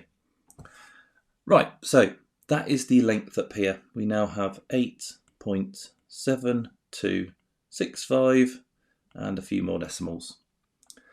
Okay, so I now have all of the information that I need to work out the area of that triangle. If I was to redraw it, which might be helpful at this stage, it might actually not, because we're just sort of creating more writings and more drawings everywhere. We have the angle of 25. We have the side length over here, which is 5.655. And we have the side length on the other side now, which is 8.726, or 8.72, and that 6 would round up. Let's just keep it as 6.5. So I can now use half AB sine C. I can use my area of a triangle formula. This is going to finish the question, thankfully. There's a lot of working out up to this point. So I just need to type into my calculator 1/2 times A. It doesn't matter what order we put A and B in. So we've got 5.655 times 8.7265 times sine of 25, the angle that we're using there. So I need to type all of this in. 0.5 times 5.655 times 8.7265 times sine of 25. And there we go. Now all of that has led to a final answer for me, which has come out as 10.42775 and a few more decimals. I'm not going to worry too much though, because I do need to round this to 3 significant figures. So if I cut it after the 4, I get a final answer, which has come out as 10.4. So all of that, and I've got to a final answer. I'm going to write it down here, 10.4. This was an area, so it is centimetres squared. And there we go. That's the final answer after all of that working. Now you can see there was an awful lot. So it's not necessarily always going to be the case that you're going to have every single part of trigonometry within one question. The only thing we didn't really do there was using the cosine rule for an angle. But there we go, pretty much all of trigonometry within one question. And there you go, there is some further trigonometry. So with iterations, there are 2 variations of questions you can have.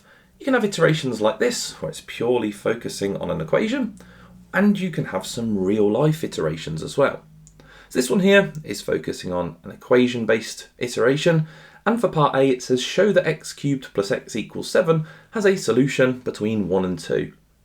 Now a solution here is a value that we can substitute in place of x, which would give us the answer 7.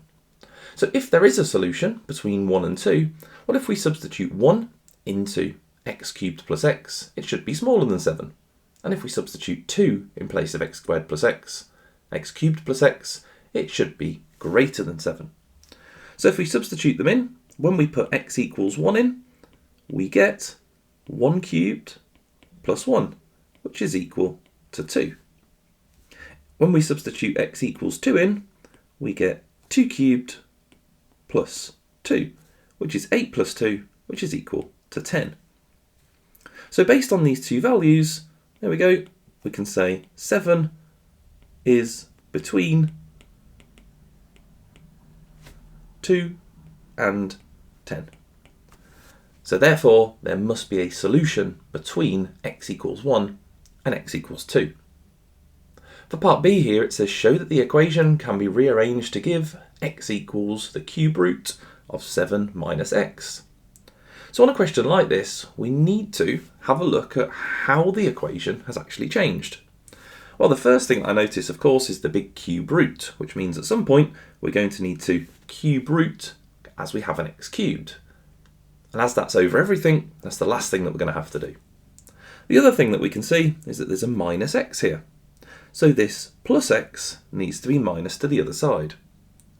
Now some of these can be relatively complex and involve things like factorisation as well. But this is quite a nice one. We just have to minus x from both sides, which leaves us with x cubed equals 7 minus x. And then we would need to cube root both sides, and that would give us the cube root over there, and we'll write the final step, which is just x is equal to the cube root of 7 minus x. Now there's not actually many steps there, so be careful, as it does say show that, which does mean you need to show those little steps of working out and rearrangements very clearly, just to make sure that it's very clear exactly what you've done. Now part C here is using your calculator. So it's starting with x naught is equal to 2, use the iteration formula 3 times to find an estimate for a solution to the equation. So this little n plus 1 just means to find the next number, and the little xn here is our current number. And it says our current number, or our current solution, is x naught equals 2. So to find x1, we are going to type in the cube root of 7 minus, and then 2. So we can type that into our calculator, the cube root of 7 minus 2. And that gives me quite a long decimal, but it's 1.709. And then a few more decimals. I'm not going to write them all down or round it. I'm just going to leave that with some dots there, just to indicate that it does actually go on for quite a while. Now when I find x2, I'm going to leave that number on my calculator, and I'm going to do the cube root of 7 minus, and you can either type the whole thing in or use an answer button. So I'm going to use the answer button. I'm going to do 7 minus the previous answer, and that gives me 1.74241, and there are some more decimals. Now if you've got it typed in like that, you can just press equals again now. Now equals again will just do it for us. We will get our final answer. Again on the calculator it still just says 7 minus answer, except it's using that previous answer of 1.74. And that comes out as 1.738849506. Now notice there, I haven't rounded that answer, as that's my final answer. So I'm giving the full answer for that one, unless the question said to give my answer to a certain amount of decimal places. Now of course there are different variations of iterations. You have your real life iterations, and you can even have iterations where you have to substitute the number into 2 places. But I'll link the video in the description for that one, so you can have a look at some more iterations. Okay, I'm looking at some 3D trigonometry. Now we've looked at quite a lot of the further trigonometry, which can be involved within 3D trigonometry as well, but this one here is a relatively nice one within a cuboid. It gives us some lengths and an angle in the question, so we want to label that on before we start going ahead with everything. We have 7.3 as this back length here, which is the same as the front. It might actually be easier if we write that on the front, so it's just out of the way a little bit. So 7.3. C to H, which is going up the side, is 8.1. And angle B to C to A is 48. Now if I go from B to C to A, which isn't the nicest one to draw, there we go, it creates this angle here. So that is my 48. It says find the size of the angle between AH and the plane ABCD. Now the plane is the flat surface on the base. So between AH, A to H goes up to here, and the plane, and we've already drawn that line in, and that's this angle here, sort of in the space inside the shape. So that's what we're trying to find, this angle. We'll call it X for now. Now if we look, that creates a right-angled triangle within the shape. And if I was kind of to draw that to the side, we have a right-angled triangle. We have the length of the height, well, the height of it, the length of this height here, 8.1. We don't have the base, but we have the 8.1, and we're looking for that angle. So if we can find the length of the base, well, we can use SOHCAHTOA and we can work out the angle. So there must be a way of working out that length. Now, if we look at the sort of base of the shape, this rectangle, and we were to draw that out, we don't know exactly the scale of it because we don't know all of the lengths here, but let's go with the 7.3 just here, and we'll split it up, and this here is 48 degrees. This is also 7.3 on the top. Could we work out this missing length in the middle? Of course, that is the base of this triangle. And the answer is yes. We have a right-angled triangle there. So we can use SOHCAHTOA. We have the opposite side, and this is the hypotenuse, as that's the right angle in the corner. So that is my SOH formula. So we're going to use sine to work out that length, and we are working out the hypotenuse. So we would cover up the H or rearrange your formula, whichever way you're doing this. So O divided by S would be 7.3 divided by sine 48. And there we go, we can type that into the calculator. That is 7.3 over sine 48, and that comes out as 9.82. So that 9.82 that we've just worked out, we could put a few more decimals with it if you would like. We want it to one decimal place, so let's do a few decimal places. That length there, being the diagonal from A to C, is also now the base of the triangle that we're looking at in the middle. So that here is 9.8231. And now I can do SOHCAHTOA all over again. So opposite this angle is the opposite. We don't have the hypotenuse, but we do have the adjacent. So this time we will use our tan formula. Whether you use it as a formula or whether you use a formula triangle, absolutely fine. When we're looking for the angle, we need to do the inverse of tan. So we're going to do tan minus 1, and then it's the O over the A.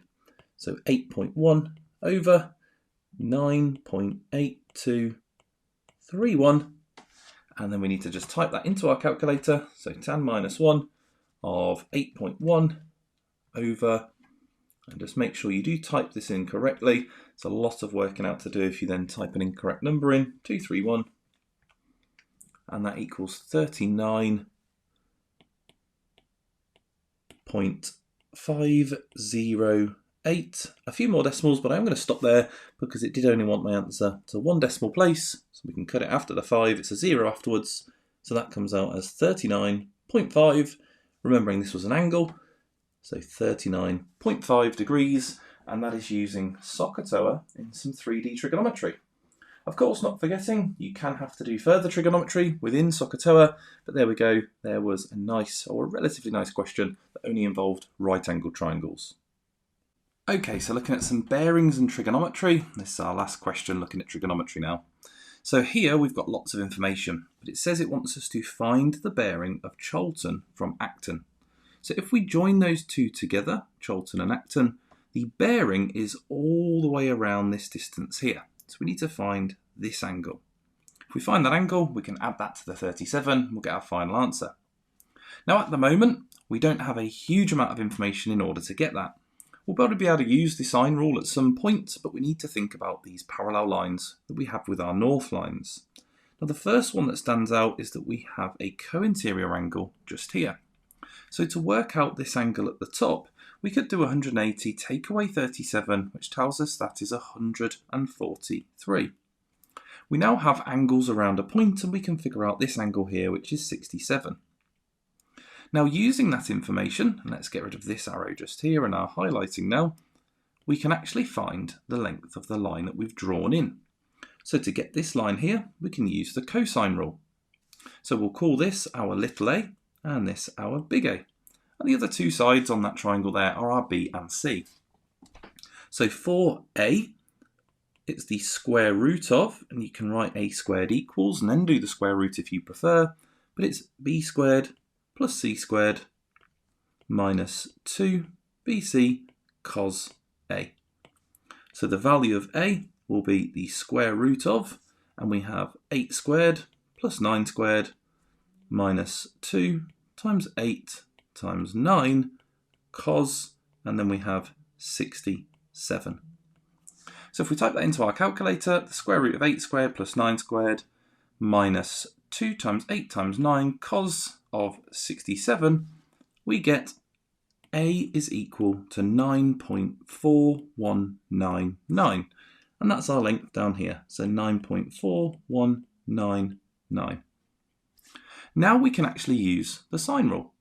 As we have a pair of opposites just there that we now have labelled, and this is another pair of opposites here.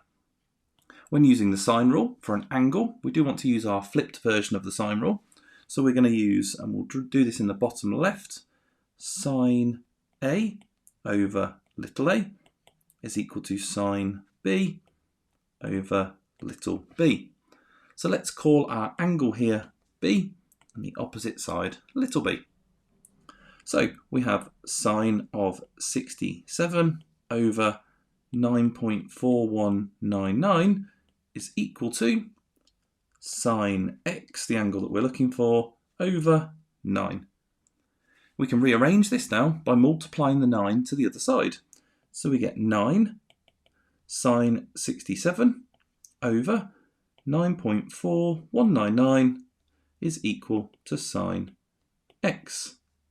Now we can type that into our calculator and then we'll do the inverse of the answer. Or you can type it all in one go, completely up to you.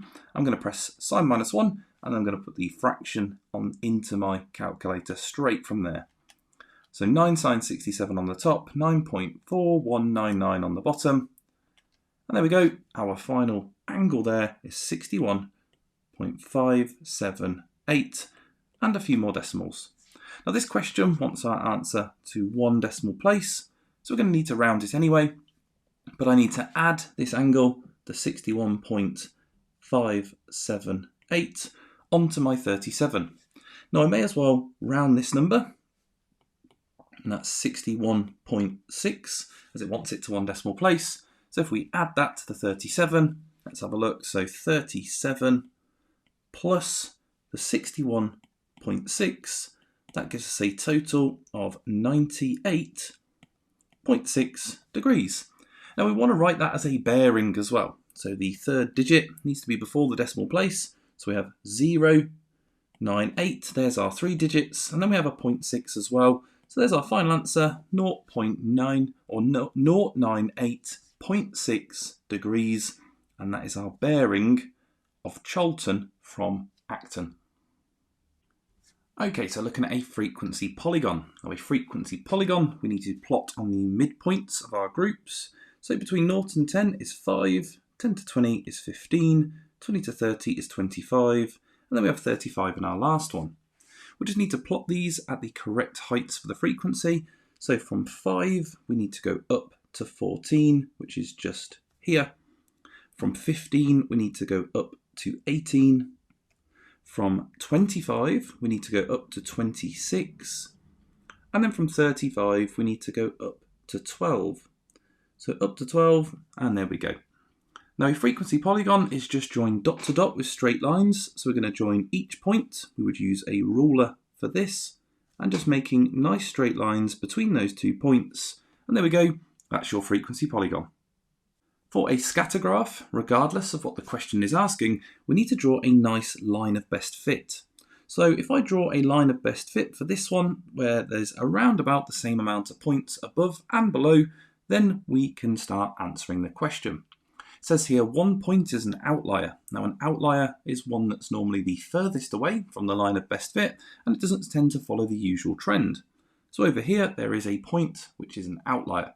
It says write down the coordinates of that. If you look down from that point, you can see that there is 100 on the x-axis, and on the y-axis it's sitting right next to 18. So 118 are our coordinates. For another day, 370 cars pass this point, and this is about the carbon monoxide levels for a certain amount of cars. It says estimate the carbon monoxide level for this day.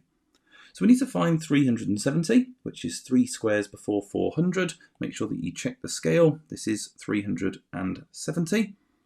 And then we're going to go up to the graph from 370, and then we're going to go across from that point and drawing that with nice straight lines. Now mine comes out as 14. Yours might be slightly above or below that, but mine came out as 14, and that's in milligrams per meter cubed, which I've just spotted on the axes there.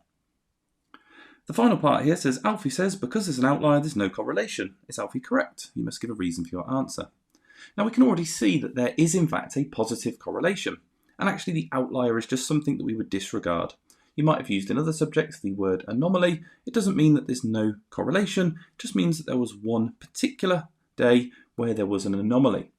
So any of that explanation there stating that it does in fact have a positive correlation and that we would just disregard the outlier would be a perfectly fine answer. But there we go, that's how we would use a scatter graph. Now with grouped frequency, we could be asked multiple different things to work out. This particular one is asking us for the modal class interval. Now modal is just another word for the mode, which is the most common.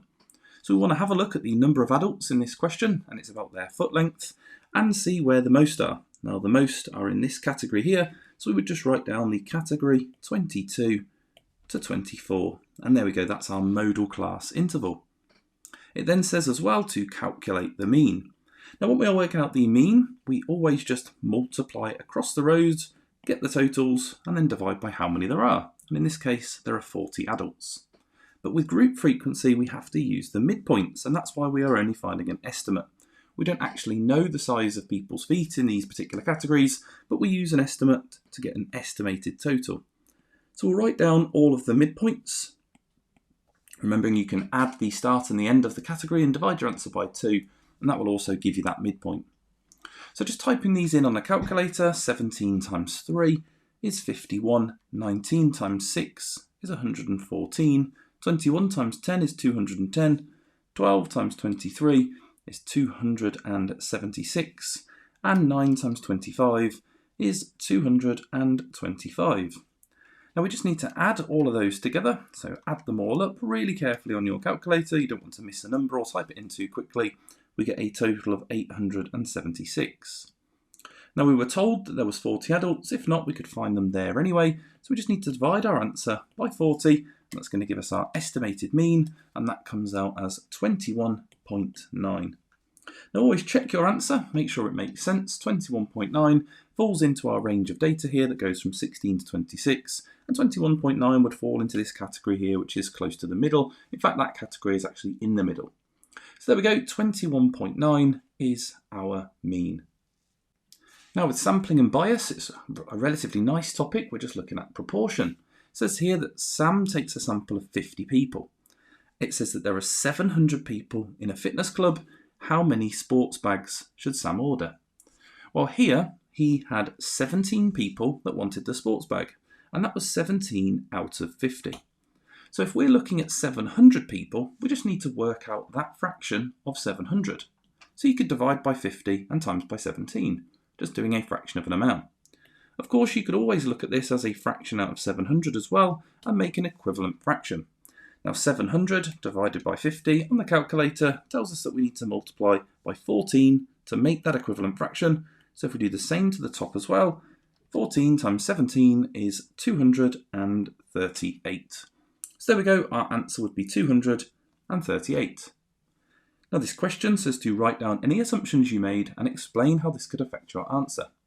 So in this type of question, we are assuming that the sample represents the rest of the people. If the sample does not represent the rest of the people, then our answer could be bigger or smaller. And notice how I emphasised the fact that I mentioned my answer. So this is specifically asking you, how does it affect your answer? So we assume the sample represents the rest of the people. If not, our answer would be bigger or smaller. And there we go, that's sampling and bias. Okay, so looking at a stem and leaf diagram with a box plot. Now for a box plot, it's quite nice to plot the lowest and the highest value. And we can see that in the stem and leaf. We have this number here, and also this one just here. Look at the key to make sure that you know what those numbers represent. The smallest number there representing 173. So that's just here. Check the scale on your box plot just to make sure that each square is 1. If not, obviously just be careful when you're plotting that. 219 is just before the 220, and there we go, that's our smallest and largest value. Now to find the median and quartiles, particularly when we have all of those three to find, I would take a statistical approach for 23 flowers here, rather than crossing all the numbers off and having to then find the quartiles inside all the crossed off numbers. So here, 23, add 1, divide it by 2, that tells you where the middle is. So that's 24 divided by 2, that's the 12th number. So I just need to count along, and I'll underline them so you can see my counting. 6, 7, 8, 9, 10, 11, 12, and there is the middle, 197. So going down from 197, that draws our median. You might want to label these. I'm just going to label it as the median, 197. I then want to find the lower quartile and the upper quartile. I'm going to label them both here just so I don't forget them as I'm doing them, just in case I need to check them. And then to find the quartiles, we do the same as what we did for the median, add 1, but for a quarter, we divide by 4, and we get the answer 6. So we're looking at the 6th number, so that's 1, 2, 3, 4, 5, 6 from the start. There's our lower quartile, and that is 188. And then 1, 2, 3, 4, 5, 6 from the end, and there's our upper quartile, and that's 209. So plotting those on, we have 188, which is 2 before 190, and we have the 209, which is 1 before 210, and then there we go, we can join this together, and that's what our box plot looks like. And there we go, there is drawing a box plot and using a stem and leaf to find different averages. Now for our next question, we are looking at some percentage profit. It says here, Emily buys a pack of 12 bottles of water. The pack costs £5.64. She sells all 12 bottles for 50p. Work out Emily's percentage profit and give your answer to one decimal place. So to start with, the original cost was £5.64. When we're looking at percentage profit, we just want to do the profit or the change, because they might have made a loss as well, over the original cost, and then multiply that by 100 to turn it into a percentage. So here we actually need to work out the profit. So the original we already have, £5.64. So to work out the profit, we need to work out what she actually sold them for. So here we have 12 times 0.5 or 50p. We can do it in pence and then convert it. I've just converted it first, and that comes out as £6. So £6 is what she sold them for. She paid £5.64. So if we work this out, it will tell us our profit. So 6 take away £5.64, and that is equal to 0.36. So the profit she made is 36 pence. It's up to you whether you keep it in pence or convert it all into pounds, but I've got it in pounds. So I've got the profit, 0.36, over the original, £5.64, and I just want to multiply that by 100, just so that turns it into a percentage for me. 0.36 times £5 over £5.64. I'm just going to press times 100 straight away, just make sure it's not within the fraction there. And there we go, it comes out as 6.38297. There's a lot of decimals here, so I'm going to stop there because it does only want my answer to one decimal place. So I'll chop it after the 3, and that is 6.4%. And there we go, that is Emily's percentage profit. Now for cumulative frequency, when we are plotting a cumulative frequency graph, we need to remember that we plot on the endpoints. You also need to check to see, is this the cumulative frequency or is it the frequency? If it's the frequency, you have to add up going down the rows there, just to make sure you get the cumulative total. As an example, if this wasn't the cumulative frequency, you've got 10 in the first, 26 in the next, so that'd be a total of 36. However, this is the cumulative frequency that's given to us, so we don't need to worry about that aspect, we just need to actually draw the curve. So I'm going to plot from 30 up to a cumulative frequency of 10, and that is just here. I then go up in tens, so 40, 50, 60, 70, plotting on those numbers, so 26 is the next one, just here. 50 goes up to 58, and that is just there. Then we have 66, which is just here, and our final 70 goes up to 70, which is right at the top of the graph there. Now there's one more point that we actually have to plot, and that is the starting number. So we have to plot this starting on 20 down at 0 there, not just to the origin. So this is a good example of a question where you have to think about that starting point. Now a cumulative frequency graph, we do join up with a nice smooth curve. So we want to freehand sketch this one in, drawing it nice and smooth, and there we go, that is our cumulative frequency graph. Now it says here to use the graph to find an estimate for the median. So the median, we want to look at how many people there are in total, and there were 70. So if we divide that by 2, we know the median is going to be at 35. So we need to find 35 on my graph, which is just here, and it does say estimate, so we don't need to worry about adding 1 and halving or anything like that when we're doing estimates. So we just need to go across with a ruler, connect it to the curve, and then whatever we're on there, we're going to go down to the other point on the x-axis, and that comes out as 1, 2, 3, so that is 43. So my median comes out as 43, and there we go, there is the median.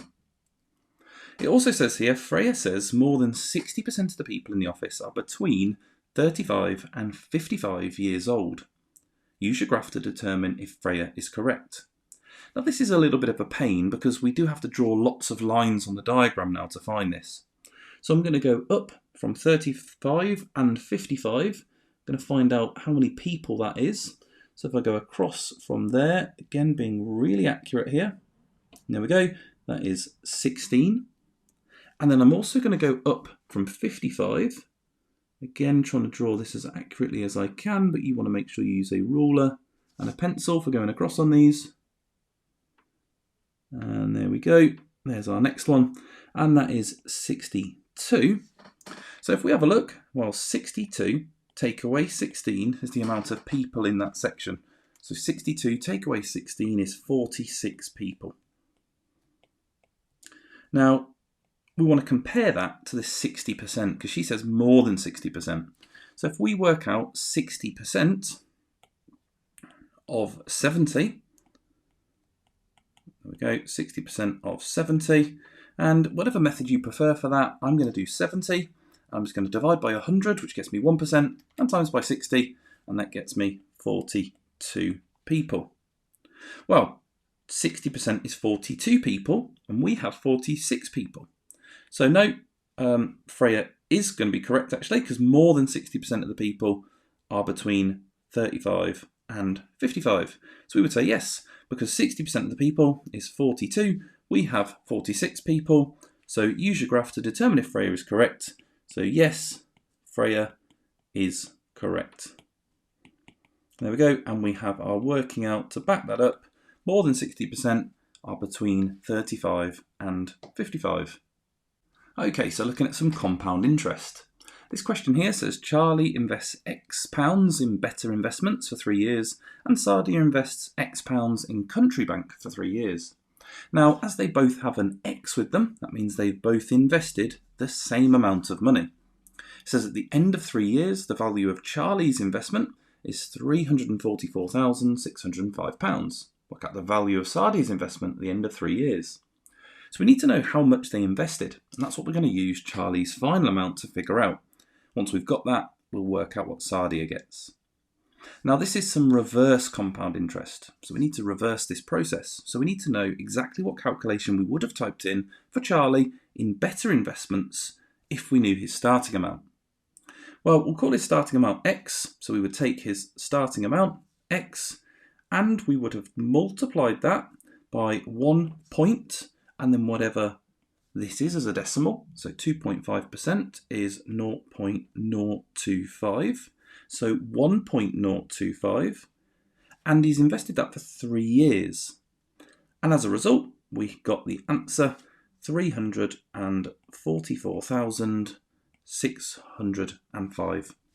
So to figure out what that starting amount was, we just need to divide both sides by 1.025 cubed, and we'll divide this answer here by 1.025 cubed. There we go, that's going to tell us his starting amount. So let's type that in, 344,605 divided by 1.025 cubed, and that comes out as a starting amount, 320,000. There we go, and that is the value of X. So the starting amount is 320,000. So that's what Sadia has at the start. We've now worked this out, £320,000. So now Sadia invests into Country Bank. She gets 2% for the first 2 years and then 3.5% for each extra year. So we're going to first work out how much she gets for that 2%. So 320,000 multiplied by 1 point. 2% is 0.02, so 1.02. And we're going to do to the power of 2 there because it's for 2 years. And then we'll deal with the 3.5%, which is 0.035. So we'll start by working that out. 320,000 times 1.02 to the power of 2. And that gives us a total of £332,928. So that's what Sadia has after 2 years. So we're going to do 332,928 times 1.035 this time for the 3.5%. We don't need to put a power with that because this is the 3rd year. So I can just press times 1.035 and I get my final answer, which is £344,580.48. And there we go, that's our final answer. At the end of 3 years, Sadia would have £344,580.48. And there we go, that's our final answer. Now, there's another compound interest question here. As this reverse compound interest is one just to be careful of, but this question here does have 5 years, and we're trying to work out the percentage. So it says here Natasha invests £6,000 for 5 years. The investment gets compound interest of X% per annum, and at the end of 5 years, the investment is worth £8,029.35. So this time we're working out the percentage. So it's different to the previous, even though they are both reverse compound interest questions. Now, if we knew the percentage, we would do 6,000 multiplied by, and it's a bit of a strange one because we don't know the number there, but it would be 1 point, usually O something, okay, because it's normally a single digit. So we don't know what it is, and that's what we're going to need to figure out. So for the moment, let's just call that multiplier the letter X, as that's what it's told us is a percentage. It's going to be to the power of 5, because there's 5 years, and we're going to get the answer £8,029.35. So this isn't too bad to do, because at this point we just need to divide both sides by 6,000 so that we'll know what x to the power of 5 is. It's more the multiplier at the end we're going to be really careful of. So that would leave us with x to the power of 5 is equal to, and we have £8,029.35 divided by 6,000, and that comes out as 1.338225, but this is x to the power of 5. So we need to do the 5th root of this number. So just like when you reverse a square root or a cube root, here we just need to do a 5th root. And there is a button on most calculators which is a square root button with like a little square next to it. So mine is behind a button that has an X with a little square on it. So I have to press Shift to get that button, and then I can put a 5 in the root box, and then type in 1.338225, press equals, and I get x is equal to 1.05, and then lots of nines. There's 4 nines there, 1, 2, 3, 4, 5 nines, 0, 8. Now, because this amount of money in the question was likely rounded to the nearest penny, it has changed this ever so slightly. So you can see the most likely thing is that this is 1.06. All those nines there, it's so close to 6, and that's just probably because the amount of money has been rounded to the nearest penny. So here, the multiplier that would have been used would have been 1.06. So up here, where we were thinking about, well, what would this number have been? Well, if the number there is a 6, that would relate to 6%. And there we go. And that's the exact answer that we would get. So the value of x, the actual percentage, is 6%. That's what would go in the multiplier there if we were using 6%. And there we go. That is some reverse compound interest. Okay, so in this question, we're going to be having a look at exchange rates, but also some unit conversions as well. So it says here, in London, 1 litre of petrol costs 108.9 pence. In New York, 1 US gallon of petrol costs $2.83. It then gives us the conversion from gallons to litres and the conversion from pounds to dollars. It says in which city is the petrol better value for money. Now, in this type of situation, we need both of these to be in the same units and in the same currency. So I'm going to start by converting the currency and having a look at in London. So here it's given to us in pence, but we want that in pounds. So that's £1 and 8p, but also has the 9 after it there. So we have £1 and 8 with a little bit after. There we go, put a decimal of a penny. So if we want that in pounds, then we'll leave that as it is. And it's already told us that that is 1 litre. Now that's ideal. So 1 litre is £1 and 8 with that little 9 after it. If it was higher than that, if it told us something like 5 litres, then of course we could divide that by 5 or whatever it was to get down to 1 litre. But this has already given us 1 litre, which is ideal. So the second one has given it to us in dollars. So we want to convert this into pounds. Now you can see in our exchange rate here, the dollar number is bigger than the pound number. So we need to divide by 1.46 to turn this into pounds. We're just going to do that on the calculator. So 2.83 divided by 1.46. And that comes out as, and it's a very, very long decimal, but we have 1.938356164, and the 3 and the 4 have a recurring pattern. There we go, so all the way from the 3 to the 4 is recurring. And we're not going to need to worry too much because we are only comparing the value, so we just want to know which is better value. Now also, we've been told that this is 1 gallon. So if we want to turn that into litres, well, we've been told here that 1 gallon is 3.785 litres. Now we want to compare this as 1 litre. So we have 3.785 litres, which is equal to this £1.93 with the 8356164 number, which I am just going to leave on my calculator because that's really awkward to have to type back in. Now I want to know the value, not for 3.785 litres, but I want to know the value of 1 litre. So to get there, I just need to divide by 3.785, and that's going to tell me the value of 1 litre. I'll just do the same to the other side as well. So if we do that, we have the big long decimal there divided by 3.785, and that comes out as 0.512115235.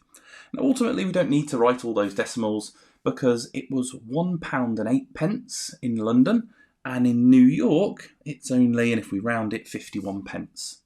So in terms of where it's better value, we would say New York is better value. I won't write down all the words there. We'll just say New York is better value, and obviously we have our working out that shows that 1 litre in London is £1 and 8 pence, and 1 litre in New York is 51 pence. And there we go, there's looking at some exchange rates and some unit conversions. Now this next question is looking at pressure, and we are given the pressure is equal to force divided by area formula. It says a box in the shape of a cuboid is placed on a horizontal floor. It doesn't give us a picture of that, but we can sort of imagine what that looks like. We have a cuboid, there we go, and that is on a horizontal floor, and there is our cuboid. It says the box exerts a force of 180 newtons on the floor. The box exerts a pressure of 187.5 newtons per metre squared on the floor. The face in contact with the floor is a rectangle of length 1.2, let's label that, and width of x. So we don't know what the width is. Work out the value of x. Now, if we can figure out what the area of that rectangle is, then we can figure out the missing length. So let's have a look at what we've got. Now, we have the pressure at the start of our formula, and we've been told the pressure is 187.5.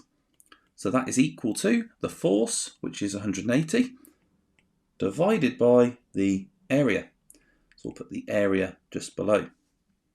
So we need to figure out what number we have to divide into 180 to get 187.5. Now, when we have things like this, these can just be switched over. Now, there is a process to that. You multiply the area to the other side. Let's call the area A, and then you would divide 187.5 back to the other side. But you can get away with this quite quickly just by switching them. So A is equal to 180 divided by 187.5. So if we type that into our calculator, 180 divided by 187.5, that comes out as 0.96. There we go. So 0.96 is the area, and it's in metres, so that's metre squared. So the area of the base of this rectangle here is 0.96 metres squared. We want to know the width. Well, length times width is the area for a rectangle. So 1.2 multiplied by x is equal to 0.96. To find the value of 1x, which is what we want to know, we just need to divide by 1.2. So divide both sides by 1.2, and we will have our width, and that comes out as 0.8. And there we go, that is the width of the rectangle, 0.8 metres. And there we go, there is some reverse pressure to find the area. So moving on to some speed, distance and time. It says here Jessica runs for 15 minutes at an average speed of 6 miles per hour. She then runs for 40 minutes at an average speed of 9 miles per hour. It takes Amy 45 minutes to run the same total distance that Jessica runs. Work out Amy's average speed. Now it's completely up to you what method you use here. You can use a non-calculator method, or we can use a calculator method. As we have a calculator, we'll use a calculator method here, but you can always check out the non-calculator methods, which I'll link in the description as well. So we have speed, distance and time, and we have in each scenario here a speed and a time, so we can work out a distance. So if we want to work out distance, we just do speed multiplied by time. The only thing we need to be careful of is that we write both of these in hours, which is just writing them as a fraction over 60, so 15 over 60, which is 1/4 of an hour, and 40 is 40 over 60. So you don't need to simplify those, you can just leave them as fractions out of 60. That's going to make it easier for us. So in the first part of this, Jessica runs for 15 minutes at an average speed of 6. So 6 multiplied by the time, which is 15 over 60. There we go, and that's going to give us her distance for that first part, and we'll just type that into the calculator, 15 over 60. And that comes out as 1.5. So she runs 1.5, we were looking at miles, so I'll write miles with that, so I recognise that it's a distance. Now in the second part, she runs for 40 minutes at an average speed of 9 miles an hour. So that's 9 as the speed, times 40 over 60. And again, we'll just type that into the calculator, times 40 over 60, and that comes out as 6 miles. So in total, she has run 7.5 miles. Now it says here, if Amy takes 45 minutes to run the same total distance that Jessica runs, work out Amy's average speed. So we need to do a formula again, because this time we are working out speed. So speed, distance and time. We are working out a speed, so we need to do distance divided by time. Again, we have 45 minutes, which is 45 out of 60, if we write that in hours again. And then we can use that formula to get our final answer. So the distance we already know is 7.5, and we need to divide that by the time, which is 45 over 60. And if we type that into our calculator, 7.5 divided by 45 over 60, that gives us a final answer of 10. So it says here, work out Amy's average speed. Well, she is going 10 miles per hour. And there we go. It wanted us to give our answer in miles per hour. And the reason that we were converting everything into fractions there was because it wanted the answer in miles per hour. So there we go. We've got our answer in miles per hour. And there is our speed, distance and time question. Now, when we have density, mass and volume mixtures, I like to lay it out in a particular way. But it says here the density of ethanol is 1.09, the density of propylene is 0.97, and then it says 60 litres of ethanol are mixed with 128 litres of propylene to make 188 litres of antifreeze. Work out the density of the antifreeze. Now, the formula for density is that density is equal to mass divided by volume, and again we can use a formula triangle. So here we have lots of information. We've got lots of things getting mixed together. When we have this scenario, I like to draw it in a two-way table, just to keep everything really organised and clear as to what we have and what we're looking for. So we'll have a density, a mass and a volume for each thing. We have the ethanol, we have the propylene, and then we have the antifreeze. And there we go, I'm going to write the antifreeze there. And let's see what we've got. We have the density of ethanol, 1.09. We have the density of propylene, 0.97. We can't add those together because we don't know the exact ratios that are being mixed. So that's what we're going to kind of work out. We have a volume given to us. That's what the litres are. And sometimes litres will be given to us in centimetres cubed. But here we have a litre being 60 litres for the ethanol and 128 litres for the propylene. And in total, that makes 188 litres. So there we go. Overall, that is all the information that we have been given. Now we want to actually work out the mass of each. So here we have a mass that we can work out. We just need to cover up the mass and do density times volume. Now you'll notice in this question that part of it is in centimetres cubed and part of it is in litres. Now it's fine for us to keep the answers in litres here because we're going to keep it all in proportion, and as long as we keep all of our numbers the same, well actually once we come to work out the density anyway, it's going to stay in that same proportion. So it's absolutely fine for us to leave this in litres and not worry about the fact that those are different units, but quite a unique scenario in this question. For working out the mass though, we are going to do this multiplication. So I'm going to write my working out to the side for this first one, which is 60 multiplied by 1.09. So 60 times 1.09, there we go, and that comes out as, when we multiply them together, 65.4. So that is 65.4. I can then work out the mass of the propylene, just here, by doing the volume, 128 times 0.97. So 128 times 0.97. There we go, and that's going to give me the mass of the propylene, and that comes out as 124.16. Now we can add the masses together. If they're being combined, then their overall mass is just adding them together. So our total mass is 189.56. And then again, looking at our density formula, density is equal to mass divided by volume. So to find the density, we'll do the mass divided by the volume, and that's going to finish this off, which is 189.56 divided by the 188. We'll just type that in on the calculator, and that gives us a final answer here, which comes out as 1.00829. There's a lot of decimals here, but it does want my answer to 2 decimal places. So if we chop it after the 0, that is going to round to 2 decimal places as 1.01, and that'll be in grams per centimetre cubed. And there we go, there is our density question where we had a mixture involved. Okay, so there are different types of trigonometric graphs. This is quite a nice question. It says here is a graph of y equals sine x between 0 and 360. We've got a sketch of the graph. It says using this graph, find estimates of all four solutions of sine x equals 0.6, but between 0 and 720. Now if we look for where sine x is equal to 0.6, well, if we find 0.6 on our axes, which is close to here, that's 0.5, it'd be one square above that, so we would go along and we would hit the curve right here.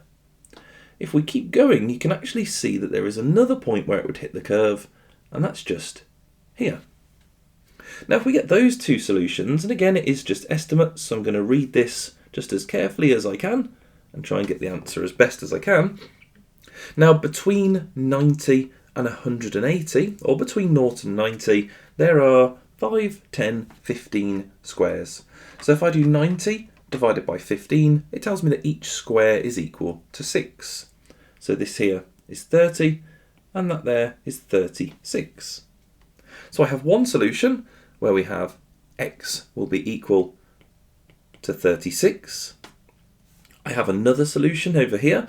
I could probably work backwards. Let's have a look. So each one of these goes up in 30. So we have 120, 150. Now that's one square before the 150. So that would be 144. So I also have x is equal to 144.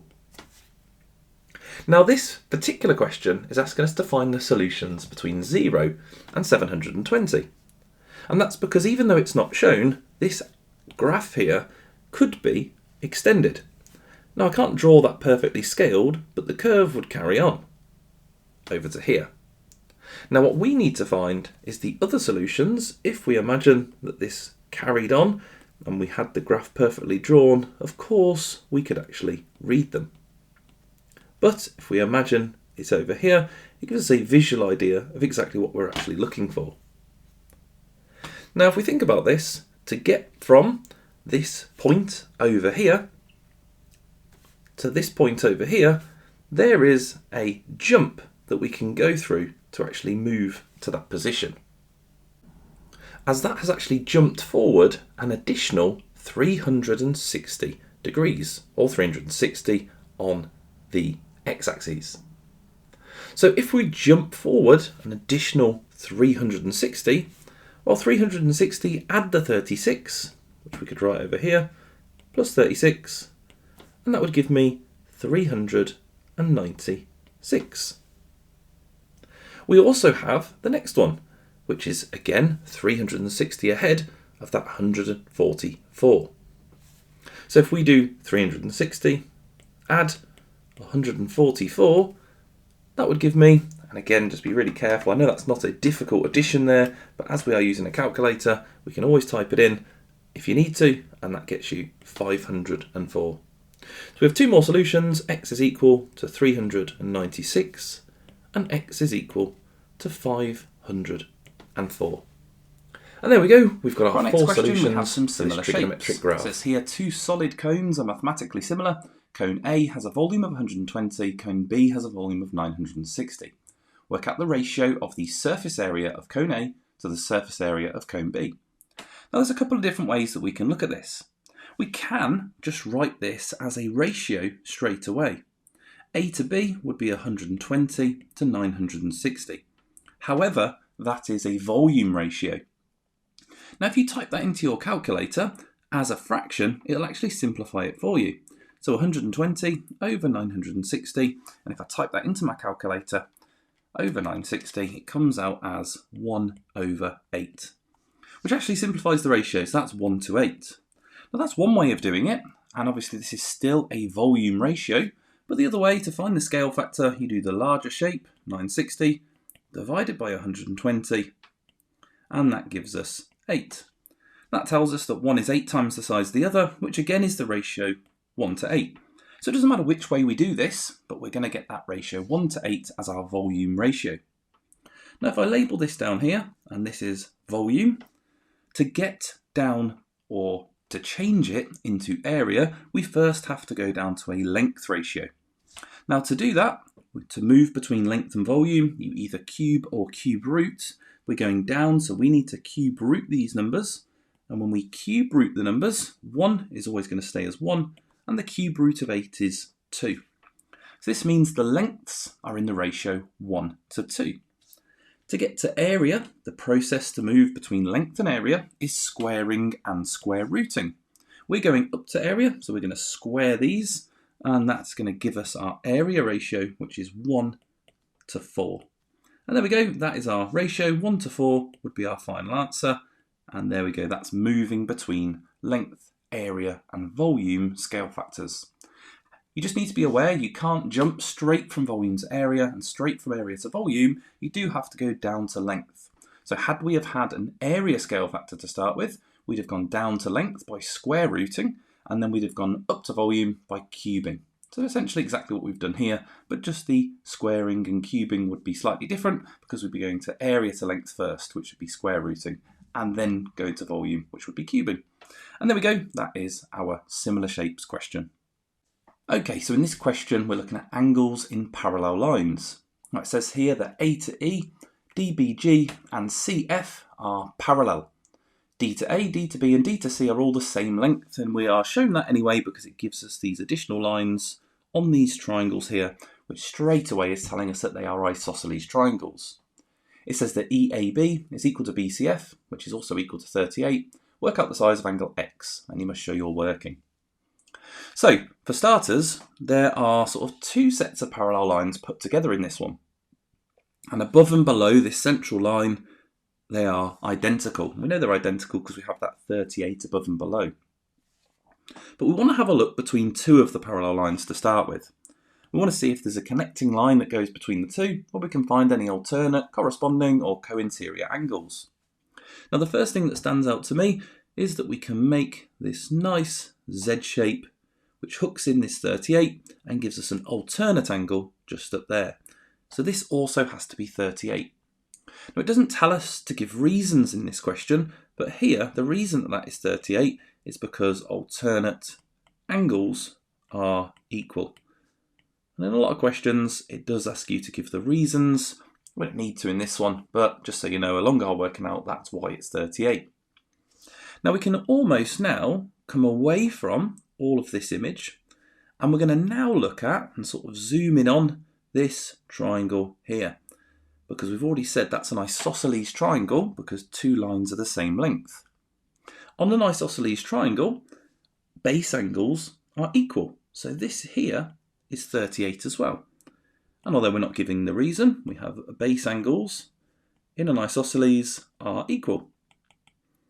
And that comes up quite a lot. So there we go. Base angles in an isosceles are equal. We can now find the top angle within the triangle. So this one just here. Because angles in a triangle add up to 180. So we can do 180. And again, it does say you must show your working. Take away, and then we have the two 38s, so 38 plus 38, you could work that out and then take it away from 180. I'm just going to type it all in one go, so 180, take away 38 plus 38 in brackets, and that gives us 104 degrees. So that one there is 104. Now, it's not always going to be like this, but because that is almost reflected up to the top, in other words, all of the angles above are exactly the same because it's the same diagram, just sort of flipped upside down on top. That means this here is also 104. So to find that angle X, that is the missing angle around a point. Angles around a point add up to 360. So to find our final angle here, we would do 360, the angles around a point, subtract the two 104s, so 104 plus 104, and there we go, we can type that in, 360, take away 104 plus 104, and that gives us 152 degrees as our final answer. And there we go, and if you wanted to write a reason along with that, it's because angles around a point add up to 360 degrees. And there we go, there were some angles in parallel lines and also involving some isosceles triangles. Okay, so this question is looking at a cylinder. It says here, Karina has 4 tanks on her tractor. Each tank is a cylinder with diameter 80 and height 160. The 4 tanks are going to be filled completely with a mixture of fertiliser and water. The fertiliser has to be mixed with water in the ratio 1 to 100 by volume. Karina has 32 litres of fertiliser. And it tells us here that 1 litre is equal to 1,000 centimetre cubed. Has Karina enough fertiliser for the 4 tanks? You must show how you get your answer. Well, for starters, we need to actually work out the volume of one of these cylinders. So the volume of a cylinder is the same as any other prism. You get the area of the cross-section and times it by the height. Now the area of the cross-section here is a circle, so we need to get the area of this circle. To do that, we want to know what the radius is. The radius is half of the diameter, so that's going to be 40 centimetres, and then we're going to use our formula pi r squared. Once we've done that, we'll times it by the height, and that's the volume of the cylinder. So if we work that out, that's going to be pi times 40 squared, and we can either type that in and then times by 160, or we can just times by 160 straight away. And let's just write that down then. So pi times 40 squared times 160, and that gives us a very large volume here, but we get 804,247.7193. And there we go, that is the volume of one tank, 804,247.7193 centimetres cubed. Now it says here that we are going to have 4 tanks. Well, she has 4 tanks, so we need to multiply this by 4. That's going to give us the volume of all 4. So if we press times 4 on the calculator, we're starting to get to some very large numbers now. That's absolutely fine though, just make sure we write them all down. So we have 321,6990.877. So that's 3.2 million centimetre cubed. Right, so we're getting some very large numbers. Now, it says here, Karina has 32 litres of fertiliser, and it's going to be mixed in the ratio with water 1 to 100. So we're going to need to work out exactly how much volume we have here, but that's given to us in litres, and we're currently working in centimetre cubed. So completely up to you. You could either convert the 32 litres into centimetre cubed and keep dealing with very large numbers, or we could turn this volume now into litres, and we can do that just by dividing by 1,000, as it's 1 litre for 1,000 centimetre cubed. So if we divide that by 1,000, at least we're going to get some slightly smaller numbers. So here in litres now, the 4 tanks is 3,216.990877, and that's now in litres. So that's how much space is in those 4 tanks. We just now need to work out exactly how much space we actually need. So the fertiliser is to be mixed with water in the ratio 1 to 100. So the fertiliser to the water is 1 to 100. Karina has 32 litres of fertiliser. So she has 32 litres, so we need to multiply by 32, which means we're going to have 3,200 litres of water. And the total there, if we add those two together, is 3,232 litres. So, has Karina enough fertiliser for the 4 tanks?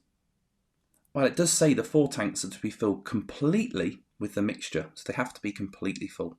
Well, Karina has 3,232 litres, and space-wise, she has 3,216 litres. So she has more fertiliser than she needs to fill the tanks. Only a little bit extra, but that does mean, yes, she is going to be able to fill the tanks. So we would say yes, and you could write next to that, she will be able to fill the tanks. You can write any sort of explanation you want with it, because she has 3,232 litres and the tanks are only 3,216. So she is going to be able to fill them. And there we go. That was a functional volume question dealing with cylinders and having a little bit of ratios in there. Okay, so in this question we're looking at some frustums. Now a frustum is made by removing a small cone from a large cone, and that is actually what we're told in the start of this question as well. You can see that in the diagram. But it says here the frustum is made from glass, and the glass has a density of 2.5 grams per centimetre cubed. work out the mass of the frustum and give your answer to an appropriate degree of accuracy. That last line is quite interesting as well, an appropriate degree of accuracy. That means we sort of have an option of how we want to round it. So something like 1 decimal place maybe. So looking at this question then, can we get the volume of the frustum? Ultimately, it wants us to work out the mass. So we need to think about our density formula again. So we have density is equal to mass divided by volume. To get the mass, we need to do the density multiplied by the volume. We are given the density, so we'll just need to do 2.5 multiplied by whatever the volume is. So we'll leave that there and we'll come back to it. So getting the volume of this, I need to work out the volume of the frustum. We are given the volume of a cone formula, so I just need to work this out. To get the frustum, I need to get the volume of the large cone that used to exist before the top was sliced off it, and then we'll take away the small cone that was chopped off. So here we're going to do the large cone, and it's always good to label it, so I'll label it large and small. So that would be 1/3 times by pi. The radius here for the large cone would be half of 12, so that's 6. So times 6 squared. And the height of that large cone would have been 15. So there we go. I'll type that into the calculator. 1/3 times by pi times by 6 squared times by 15. And I'm going to leave this in terms of pi, because if I start writing down lots of decimals, there's a lot to write down, and as it's come out in terms of pi, it's much easier for me to leave it like that. So 180 pi. I'm now going to look at the small cone, the one that's been chopped off the top. But the small cone does take a little bit more thought process. Now we can see the total was 15 and this little height is 10. So the height of the little cone is relatively nice to find. That's got a height of 5. Now finding the radius of that cone, we need to think about what proportion of the large cone has actually been taken off there. And it's 5 out of 15. So this little cone, looking at the height, is 5 out of 15. And that is equal to 1/3. So it's 1/3 of the size in terms of proportion. So we're going to have 1/3 of the radius. So 6 divided by 3 to find a third gives us a radius of 2. So now we can find the small cone. So it's 1/3 times pi. The radius is 2, so times 2 squared times the height of the small cone, which is 5.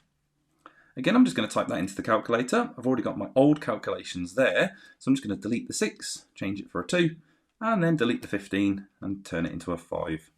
And there you go. It doesn't give us as nice a number writing in terms of pi. It gives us 20/3 pi, but that's still easier to write down than the 20.94395,102 that I'd have to write down otherwise. So there we go. That is the small cone. So to find the volume of the frustum, which is the whole goal here, because then we just have to times it by 2.5, I just need to do the 180 pi, the large cone, take away this 20/3 pi, which is the small cone, and if we work that out, 180 pi, subtract the smaller one, we get 520/3 pi. You could at this point write it as a decimal if you want. The decimal is quite a large one. It's 544.5427266. I'm going to have to write that again because I've got to now times it by 2.5. So I'm just going to stick with using this 520/3 pi. Just feel like that's easier to write down. So 520/3 pi that we're going to times by 2.5, as that was our density, and we're doing density times volume. So times by 2.5, and that comes out as now a final answer. Now it does come out in terms of pi.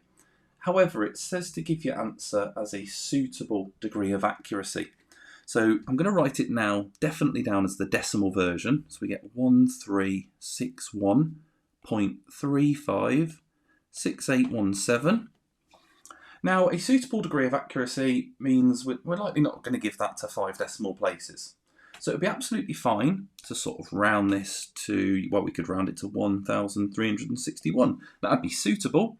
You could have 0.4 at the end. You could even round it to 1,360 and have it to the nearest 10. It's actually fine for us to round it in lots of different ways. But there we go. I'm going to leave it as 1361.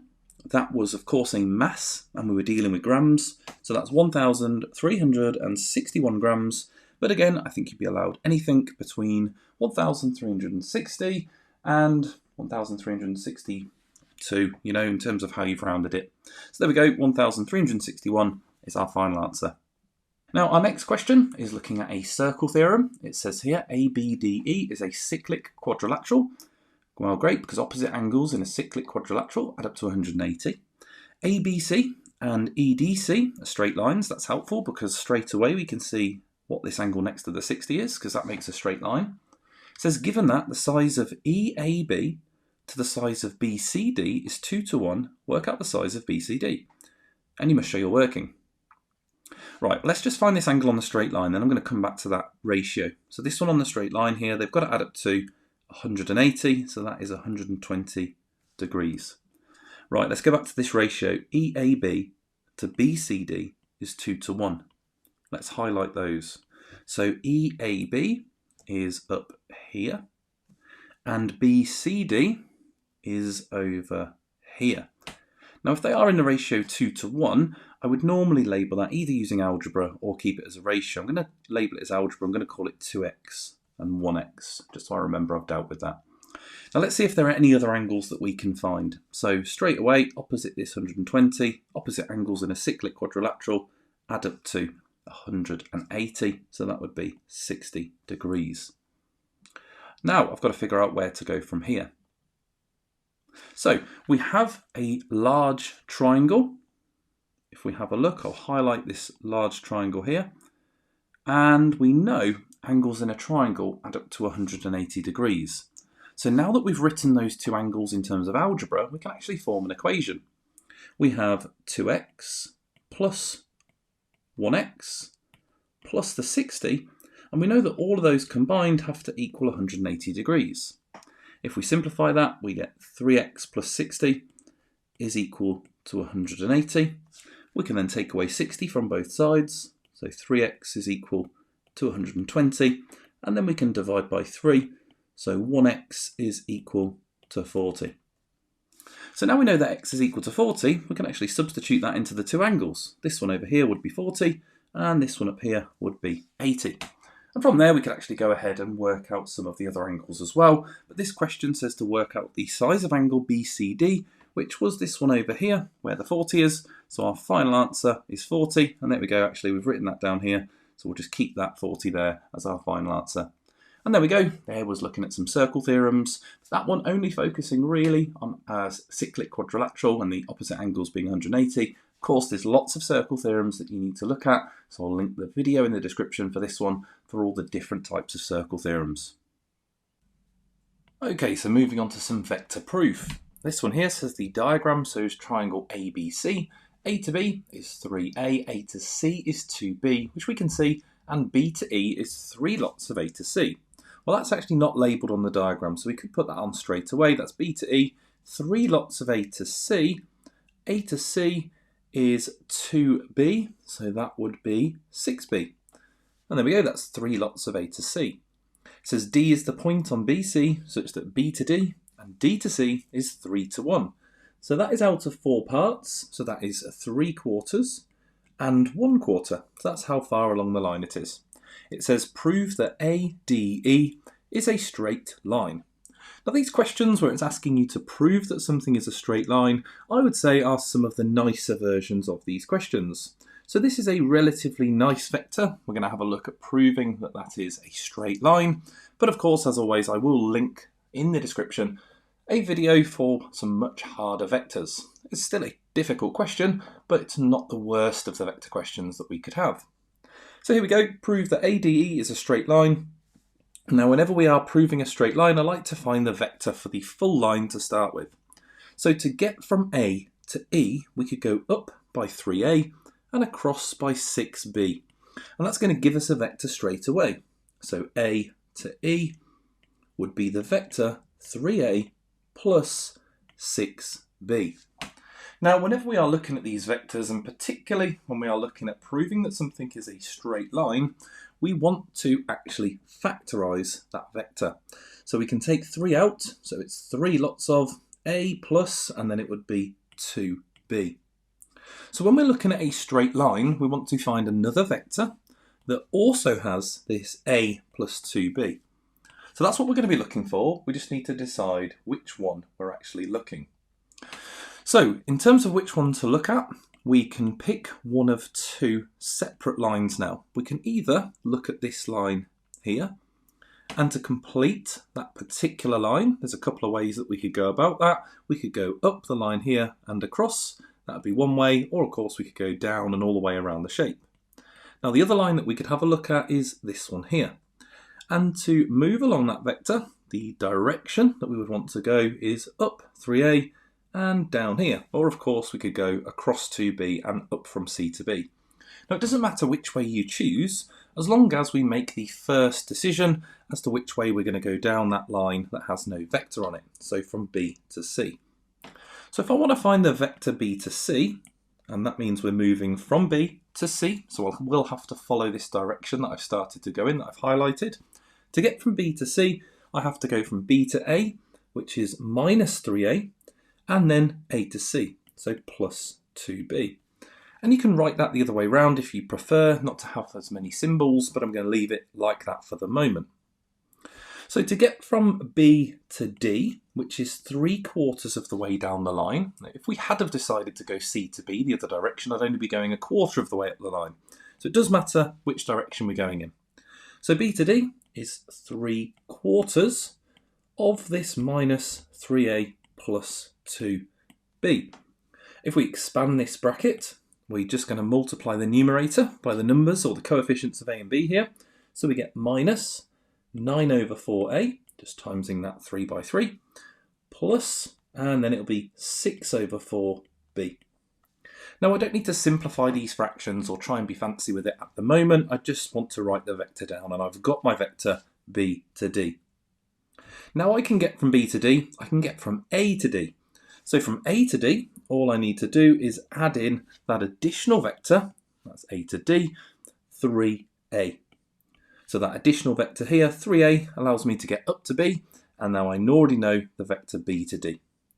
So for that one, I want to do 3a, and then I'm going to do minus 3/4a, this is just the vector above, plus 6/4 b. Now we are doing this with a calculator, so I can just do 3, take away 9/4, I can do that on the calculator, and that comes out as positive 3/4. So I get 3/4a plus 6/4 b. Now this vector here is the vector a to d, and somehow that needs to match the vector that we found over there, a to e. So a good job that we didn't try and simplify these fractions, because you can see quite clearly that both of these divide by 3/4, and that means we can factorise it. So that will be equal to 3/4 on the outside, brackets, that fits into 3/4 once, so 1a, and it fits into 6/4 twice, so 2b. And you can see straight away now we have that matching vector. So in terms of what we've got, we know that these vectors are parallel as they go in the same direction. So that a plus 2b signifies the direction that they are going in. And they both have that point D in common. They both go through point D. One of them goes from A to D, so it goes through point D, and the other one is A to E. So it's going through that point D there, so it must be a straight line. So there we go, that is our proof. We could write something like that, sort of linking these up and saying that they share a common multiple, or they share the same direction, and they share point D, so therefore they must be parallel and therefore must be the same straight line. Now we can as well have a look at the other part of the line. We didn't necessarily have to do A to D. We could have done as well D to E. So D to E, in terms of doing that, it would be a little bit awkward in terms of the direction that we happen to have used here, because we would probably want to now continue using B to C. So we'd do 1/4 of B to C, which would get us from D to C. Then we would minus 2b, then add 3a, and then add 6b, and that would move us all the way around. Obviously it would be easier just to reverse that vector and go 3/4 from D to B, and then 6b across. So we could do that as well, but obviously there's a lot of working out for each particular vector. So this is what we're looking for. We are looking for the two vectors having the same direction in their bracket and there being a shared point when we are looking for proving if something is a straight line. But as I already said, there are so many different vector questions, particularly the ones that are involving ratios and unknown quantities. So I will link the videos for vectors in the description for the timestamp next to this particular topic. But there we go, that was a question on vector proof. Now for plans and elevations, this particular one is asking us to draw a side elevation, and that's from the direction of the arrow. So this shows the front elevation and it shows the plan. So the plan is from above and the front is from one of those directions. Now you can kind of, and you don't need to draw this, but you can kind of imagine what this shape looks like. Now, obviously I I'm okay at drawing this. I wouldn't necessarily expect people to draw this diagram, but it can help just to sort of visualize it in terms of what it looks like, and it's almost like a staircase. So that's what this particular shape is. It's not asking us to draw a sketch of it, but you can see now from the plan, you can see this sort of part where there's 4 there, which is on the top here. We've got this next part, which is just there, and then this little step is this bit here. So that's what we can kind of see from above. Now, that makes it a lot easier when you can sketch it, but you don't need to sketch it, because if we are going to draw a side elevation, we know from the side it's going to be the same height as the front elevation. So I can actually just draw in the height, making sure it matches the front elevation. Now we can see here from this particular side that we're looking at it, that is this particular length just there.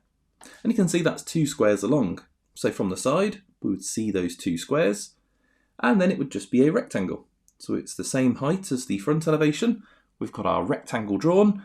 The only thing that I need to add in to my side elevation here is every time there's a little change of height, we just need to add in an extra line at those 2 points. So I would add in an extra line here and also an extra line there.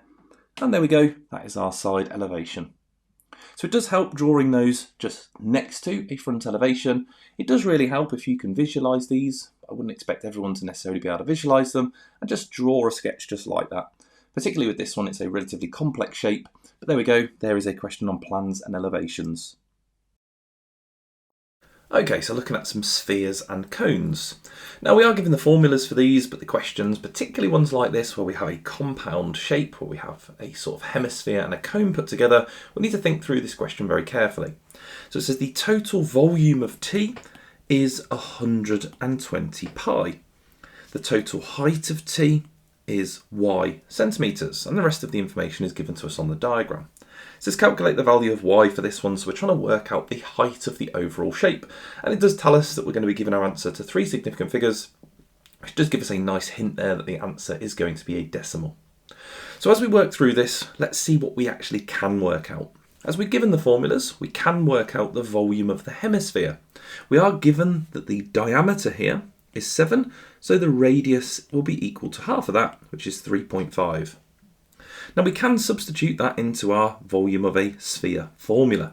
Obviously taking into account it is a hemisphere, so we'll want to times that by a half. So a half multiplied by the formula, 4/3 times pi times 3.5, and that is cubed.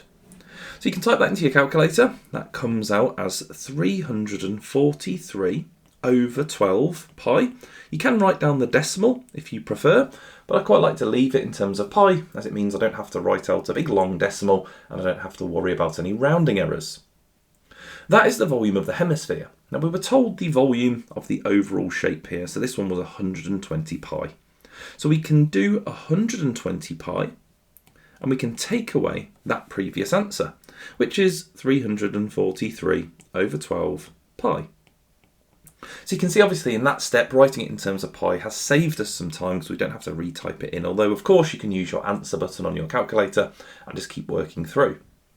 Now that comes out as 1097 over 12 pi. Again, you can write down the decimal if you prefer. So we've worked out now what the volume of the cone is, as that's what's left. So we have the overall shape, subtract the hemisphere, and we're left with that volume of the cone. Now again, we are given the formula for the volume of a cone. And now we have the answer. So we could do 1/3 times pi times by the radius squared, so 3.5 squared, multiplied by the height, and that is equal to this new answer we've just worked out, 1097 over 12 pi. So now we have a sort of reverse formula, as we have the volume, but we are missing the height of the cone. Now you can type in all of these bits on the left, so 1/3 times pi times 3.5 squared, and then we could divide that to the other side. Now it looks a little strange if you write it as a division in the first place, because we would have kind of a fraction on top of a fraction, which always looks very strange. But essentially we're doing this 1097 over 12 pi, and we're going to divide that by all of those bits on the left hand side. So 1/3 times pi times 3.5 squared. That obviously looks very strange. It's fine to type it into your calculator like that. Of course, you could use the answer button, so it would say answer divided by, and then 1/3 times pi times 3.5 squared. But that comes out as 22.38775551. So that there is the height of the cone. Now this particular question, of course, is only asking us for the height of the overall shape. So we have up to the height of the hemisphere there, which is this 22 point, I guess we could write 387 up here just for the sake of being able to see it, 22.387. And we have the height of the hemisphere because that's the same as the radius, so that is 3.5. Obviously the radius there goes from the centre, in the centre of this hemisphere, down to the bottom, so that bit there is also 3.5. So if we add 3.5 to our answer, we get 25.887, and I'm going to stop there because it does say to give your answer to 3 significant figures, so we'll chop it there after the 8, and that gives us 25.9 centimetres as our final answer. So there's quite a lot of steps in these questions. They are always very different, but the really key part here is just being confident enough to use the formulas. Putting them in, finding any missing things along the way, and obviously this also involved doing one of the formulas in reverse. Now there is a part B to this, and it says the diameter of the base of the cone and the diameter of the hemisphere are both increased by the same amount. So it stays the same, it just sort of gets a little wider. It says assuming the total volume does not change, explain how it would affect your answer to part A. Well, this is quite an interesting one. So if we were to stretch the sort of width of this shape, but the volume was to stay the same, while the height would have to get smaller. So it would become, and obviously I'm not going to be able to draw this perfectly, but if we imagine it got a lot wider, well, in order for the volume to stay the same, because that would increase the volume quite significantly, the actual cone itself would have to get a bit smaller. So obviously just a little sketch or an idea there behind how it would look. But of course, for the volume to stay the same, if we're going to make that radius, that diameter, much wider, then the height would have to decrease. So you could write any sort of language there. I'm not going to write an answer down. You could use your own language to explain that, but it's just thinking about the concept of a question and what they're being asked. Now specifically here, they are saying explain the effect this would have on your answer. So I want to kind of comment on my answer. Now my answer was about the height, so I would say my answer would be smaller, y would be smaller, the height would decrease. But I'm referring to my answer in part A there. So there we go, that was some spheres and cones. Okay, so looking at a Venn diagram. Now here we have the universal set, and it says the numbers 1 through to 10. So they are the only numbers that we're allowed to put in the Venn diagram, and all of those numbers have to go somewhere in the Venn diagram, whether it's in A, B, the intersection, or around the outside. So it says in A we're going to have odd numbers, and in B we're going to have square numbers. So if we write down the odd numbers that are in the list there, we have 1, 3, 5, 7, and 9. And the square numbers within the list, we have 1, which is 1 times 1, 2 times 2 is 4, and 3 times 3 is 9. So there we go, they are the square numbers that are within that list, of course. 4 squared is 16, so it's outside the list, so just the 1, the 4, and the 9. Now the first thing we want to do is have a look if there's anything in both. So we have a 1 and we have a 9. So they're going to go in the intersection. Now as soon as I put them in the Venn diagram, I'm going to cross them off my list.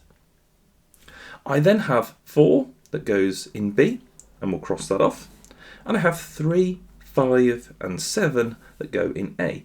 So 3, 5 and 7. So you can see there we have some remaining numbers. We have 2, we have 8, and we have 10. And let's cross those off. 2, 8 and 10. And you can see there I didn't cross off the 6, so I've got 6 as well. So always make sure you cross them off just to make sure you don't miss a number. Now I've got a couple of questions about this. So the first one, it says a number is chosen at random from the universal set. So out of all of these 10 numbers, find the probability that it's in set A, N, B, and that little n stands for the intersection. So when looking at the intersection, we're looking at the numbers here that are just in this crossover part called the intersection. So there are 2 numbers, so we would write this as a fraction and just say how many it's out of. So count up how many there are. There should be 10. This is a good opportunity now to count to make sure we do have 10. So 1, 2, 3, 4 on the outside, 5, 6, 7, 8, 9, and 10. So 2 out of 10, you don't need to simplify that. You can if you want, but just make sure you don't simplify it incorrectly. You could also be asked about the union. So instead of an n, you'd have a u. If it refers to the union, it's looking at all the numbers in the middle and in A and B alone. Okay, so part B here, or part C now, it says find the probability this number is in set B dash.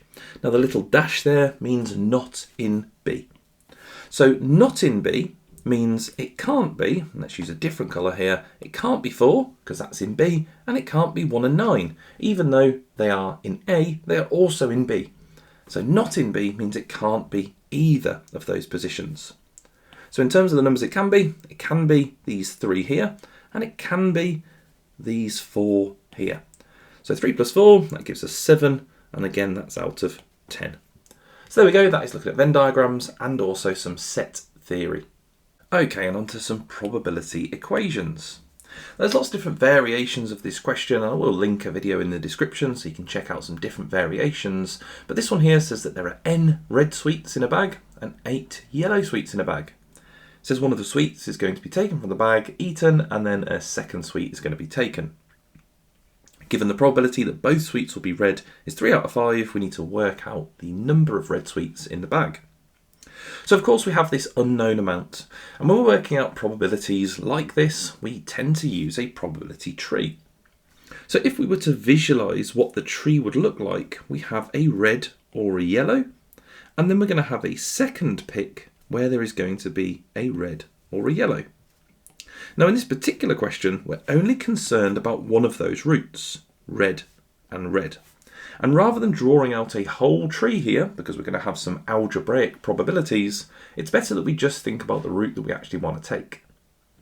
So if we have n red sweets and 8 yellow sweets, in total, that is n plus 8. So our probabilities to start with will be out of n plus 8. So here we have red being n, so it's n out of n plus 8. If one of those red sweets is taken, then the numerator will go to n minus 1, and the denominator will go to n plus 7, as we've taken away 1 from the denominator as well as the numerator. Now to work out that probability, we would multiply those two together. So we would have n over n plus 8 multiplied by n minus 1 over n plus 7, and it tells us that that's equal to 3 over 5. So now we have essentially an algebraic fraction problem to solve. So we need to multiply the numerators and multiply those denominators. Now if we do that, the numerators, n minus 1 times n, would become n squared minus n. And the denominator there is a double bracket, n plus 8 times n plus 7. Now you can write that out as a full double bracket. It gives us n squared plus 7n and 8n together makes 15n. And then 7 times 8 is 56. And again, that's equal to 3 over 5. From here, we would need to cross multiply these denominators to turn this into a nice straight line equation that we can solve. So 5 lots of n squared minus n gives us 5n squared minus 5n. And 3 lots of that denominator, n squared plus 15n plus 56, gives us 3n squared plus 45n plus, and then 56 times 3 is 168. So we now have a quadratic equation to solve, and we need to make that equal to 0. So we need to move all those pieces on the right over to the left. So subtracting 3n squared from both sides gives us 2n squared. Subtracting 45n gives us minus 50n. And then minus the 168. And that's equal to 0. Now from here, you could use the quadratic formula, or we can have a look to factorise. It should be a whole number that we get, so we should be able to factorise this. If we divide both sides by 2 to make it easier to factorise, we get n squared minus 25n minus 84, which is equal to 0. And then we just need to figure out what numbers are going to go into our brackets here. So we want the factor pairs of 84. So for 84, we could have 1 and 84, 2 and 42. And as we go through, let's just think about whether we can make 25. We can't yet. 3 goes into 84. 84 divided by 3 is 28. And we can make 25 using 3 and 28. So we want to make negative 25, so minus 28, add 3. And there we go, that would make negative 25, that's equal to 0. So we get 2 solutions here, n is equal to 28, and n is equal to negative 3. Now in this scenario, where n is a real life thing, we can't have negative 3 red sweets. So our solution has to default to this positive value. So the answer here, n is equal to 28, and that is the number of sweets in the bag. And there we go, that is working with a probability equation.